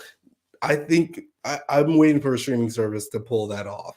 That honestly, that'd be really impressive. Just because of to your point, like the rewatchability of streaming shows, like we can dissect this to the umpteenth degree before even the next episode comes out. So if they were able to pull that off, that'd be great. But guys, please let us know in the comments what you think. I think Ozark does that pretty good. Oh yeah, definitely. Oh yeah, Ozark, R.I.P. But hey, let us know in the comments what you thought of this episode. Sorry for the listeners. I just did the testicle, spectacles, wallet, and watch. Yeah. And would you say be disrespectful? But I like it. Let me just really quick go back and just get your thoughts. Yeah, Alex. Yeah, what was your rating on Halo Sanctuary? Mm-hmm. Yo, I gotta give it a solid 9. Just for this gets the most improved player award for me. Hold on, before you can elaborate, Film Age said, "Hey y'all, before y'all head out, a new series just dropped, all 6 episodes, and it's fucking mind blowing. Shot incredibly." It's in the DMs. Don't watch a trailer. Just first 10 minutes. Okay, look. Do you know what the show is? No, we don't even. Hold on. Let me. It's in the DMs. It's in my DMs. I'm gonna look it up. We're gonna talk about it. We're gonna talk about it on the way out. So we can pull the comment down, but I'm gonna talk about it on the way out. I'm gonna look it up. I got access to at least one of them, so we're gonna figure that out. I think he's talking about Instagram because we've been talking on the Instagram. So we're about to see what it is. But why are you finding me as 9 his final thoughts on or no wait, oh yeah 9, you didn't watch Halo. So, that's a good point. But yeah, I did really like this episode, and it was like, again, just the 180 turn from it being such a meh show to like really living up to the potential of the lore and the characters and the incredible cast of the series. They brought it up to a 9 for me, like most improved player award. Wow, I'd love to hear that. You know what I mean? When you like, imagine if The Idol got a second season and it's like one of the best shows ever. You know what I mean? That would be crazy. This feels like that. What you guys are talking about? Because like what? It's I think that 9 also, Bill. I think that a 9 is stupid to give any show because Alex is wilding because there was a lot of shit because they did bring back the blonde girl that we all thought was dead. That was Even the second episode. even Mila. No, I'm just saying. But First, we're doing first episode, and then is this not the first? No, the first episode she did not say that she killed Mila. She said that in the first episode. Am I not mistaken? That she what? That she killed. No, Kai said she killed the little. That was in the second episode. Are you sure? I just watched the second episode today. And I mean, I watched it with you, but okay, but that's fair. To be fair, we've been drinking, so I'm just trying to see if you were right. I might be wrong as well. That's why I remember the first because I could say, "Nigga, you wrong." No, I'm just saying. Well, this is where it matters when you're. So look, regardless, I'm only giving it an 8. Like I can't give it a 9. 9 is too close, especially considering we're in the second episode, like 2 episodes. Well, yeah, I'm just saying that's the first episode. So Sanctuary, I'm just going to put an 8 because I feel like that automatically brings down, and then I'm going to look at the right. No, I'm giving the first. Yeah, I'm sorry, I didn't make that clear. I am giving the first episode a 1, but I guess that's in con. I mean, excuse me, 1 point less than Alex. Yeah, I am giving it an 8. 1 point less than Alex, just because I feel like you can't give a 9 to a first episode. Season episode 2 of season 2. I would give it.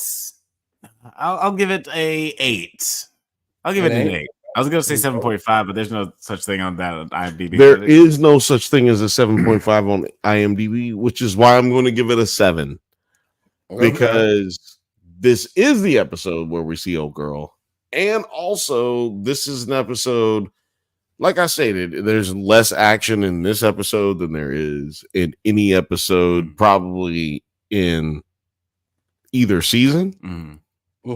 But it also had old girl in it, so it made me feel like they might go, like they might be a reverse. They might revert.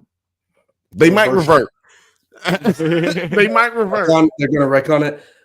So they might revert back to what they were doing before. Because then that means, if you're Alex is giving it an 8, you're giving it a 7, and then the audience score is a 7.4. I'm going to bump that up to an 8. So that means the first 2 episodes of season 2 of Halo have an episode like a rating of 8 out of 10. Actually, can you go and see what the first 2 episodes had last season? Because I would argue that both of our answers are the same for the first 2. Because last season we were on board with the first 2 episodes. It's a 7.7. Pretty strong first episode. I actually was pretty excited about this, and then somewhere around episode 3, I was just like, nah. I'm same.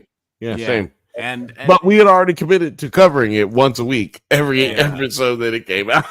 So, but 7.7 and 7.0. Going back and listening, because I listened to the first few episodes of us covering the show, and it is interesting. Like in the first episode, we were like, we love this about it, we love that about it. We were hyped. Yeah, we were pretty hyped.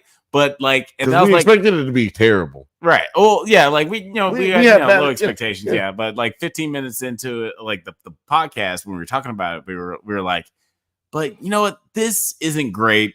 This part of the story is a little lacking. Like this, but it's terrible. There are a lot of things. Should have canceled this. There are a lot of things about it. Like, well, we see the potential of it being really good, and hopefully they'll make this decision and that decision, and it'll land really well. Yeah, and because they did not make any of those decisions. Basically, we did what most producers hate hearing people do, and writers, which is rewrite, like pretend that they could write the whole show that they just wrote. Like you just don't go ahead and just pretend like you know what the fuck the shit is. Like, well, guess what? We writers, nigga. We writers, nigga. So we can say writing shit. But we've been talking about this. We've been talking about this for way too long. We should probably wrap it up. We got to give the last episode. Okay. That's what we doing. So for this one, Alex, I would give it a 9. Give it a 9. for 900 yards? I hope, because it was not worth the 9. I'm gonna go ahead and give this one. Yeah, like I'm not gonna. Okay.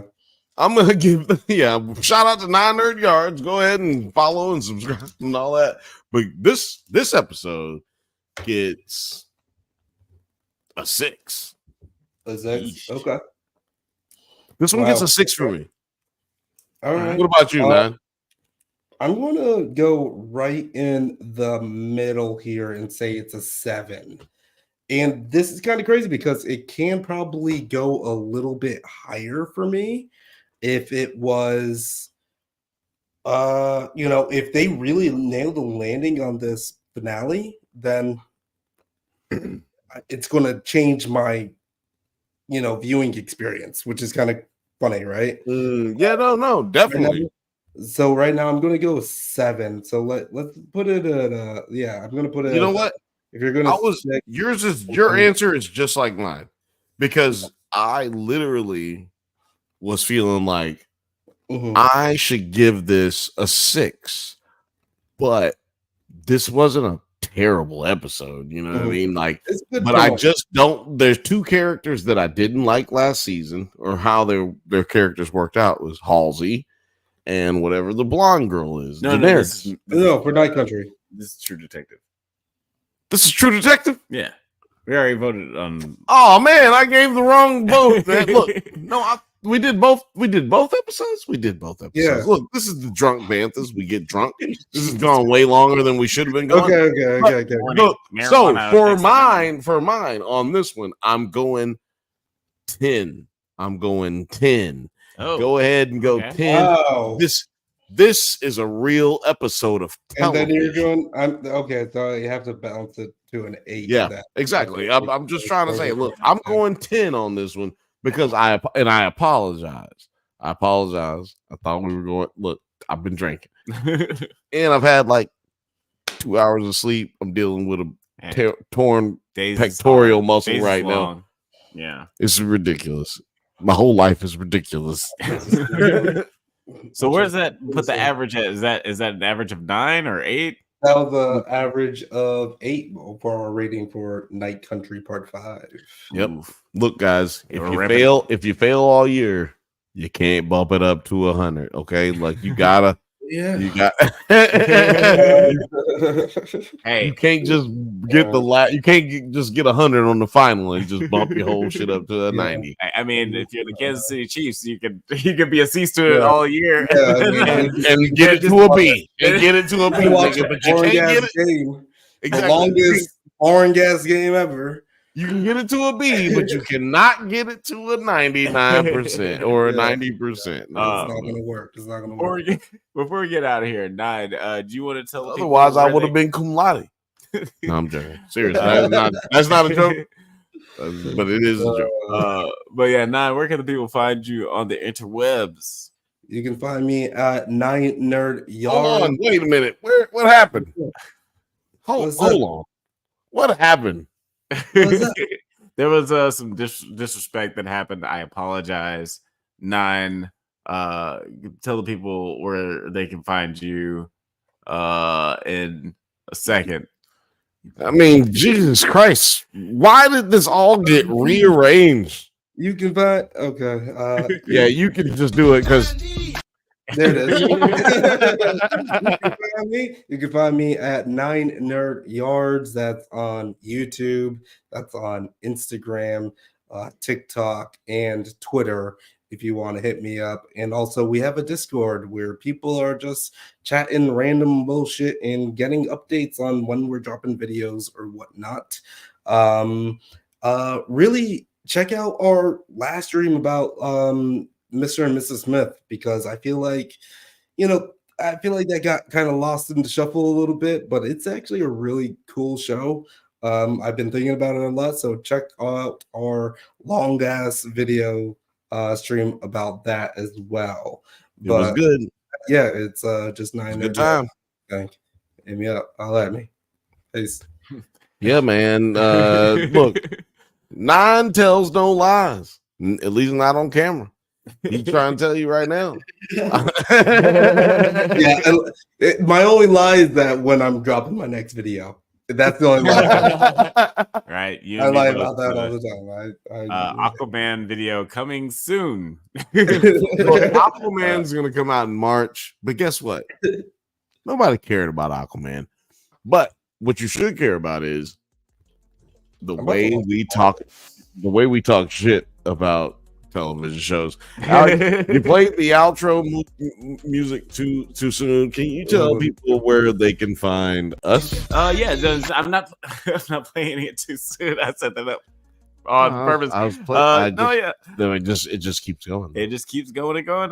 Thank you for listening to Drunk Banthas Podcast. We do this every Monday at 8 p.m. Pacific time. Don't forget to like and subscribe so you can get updates on new videos. Check us out on Twitter, IG, TikTok, Letterboxd, likewise, all the internet things at the Drunk Banthas. Until next time, stay safe, my little Spartans, and may the force be with you.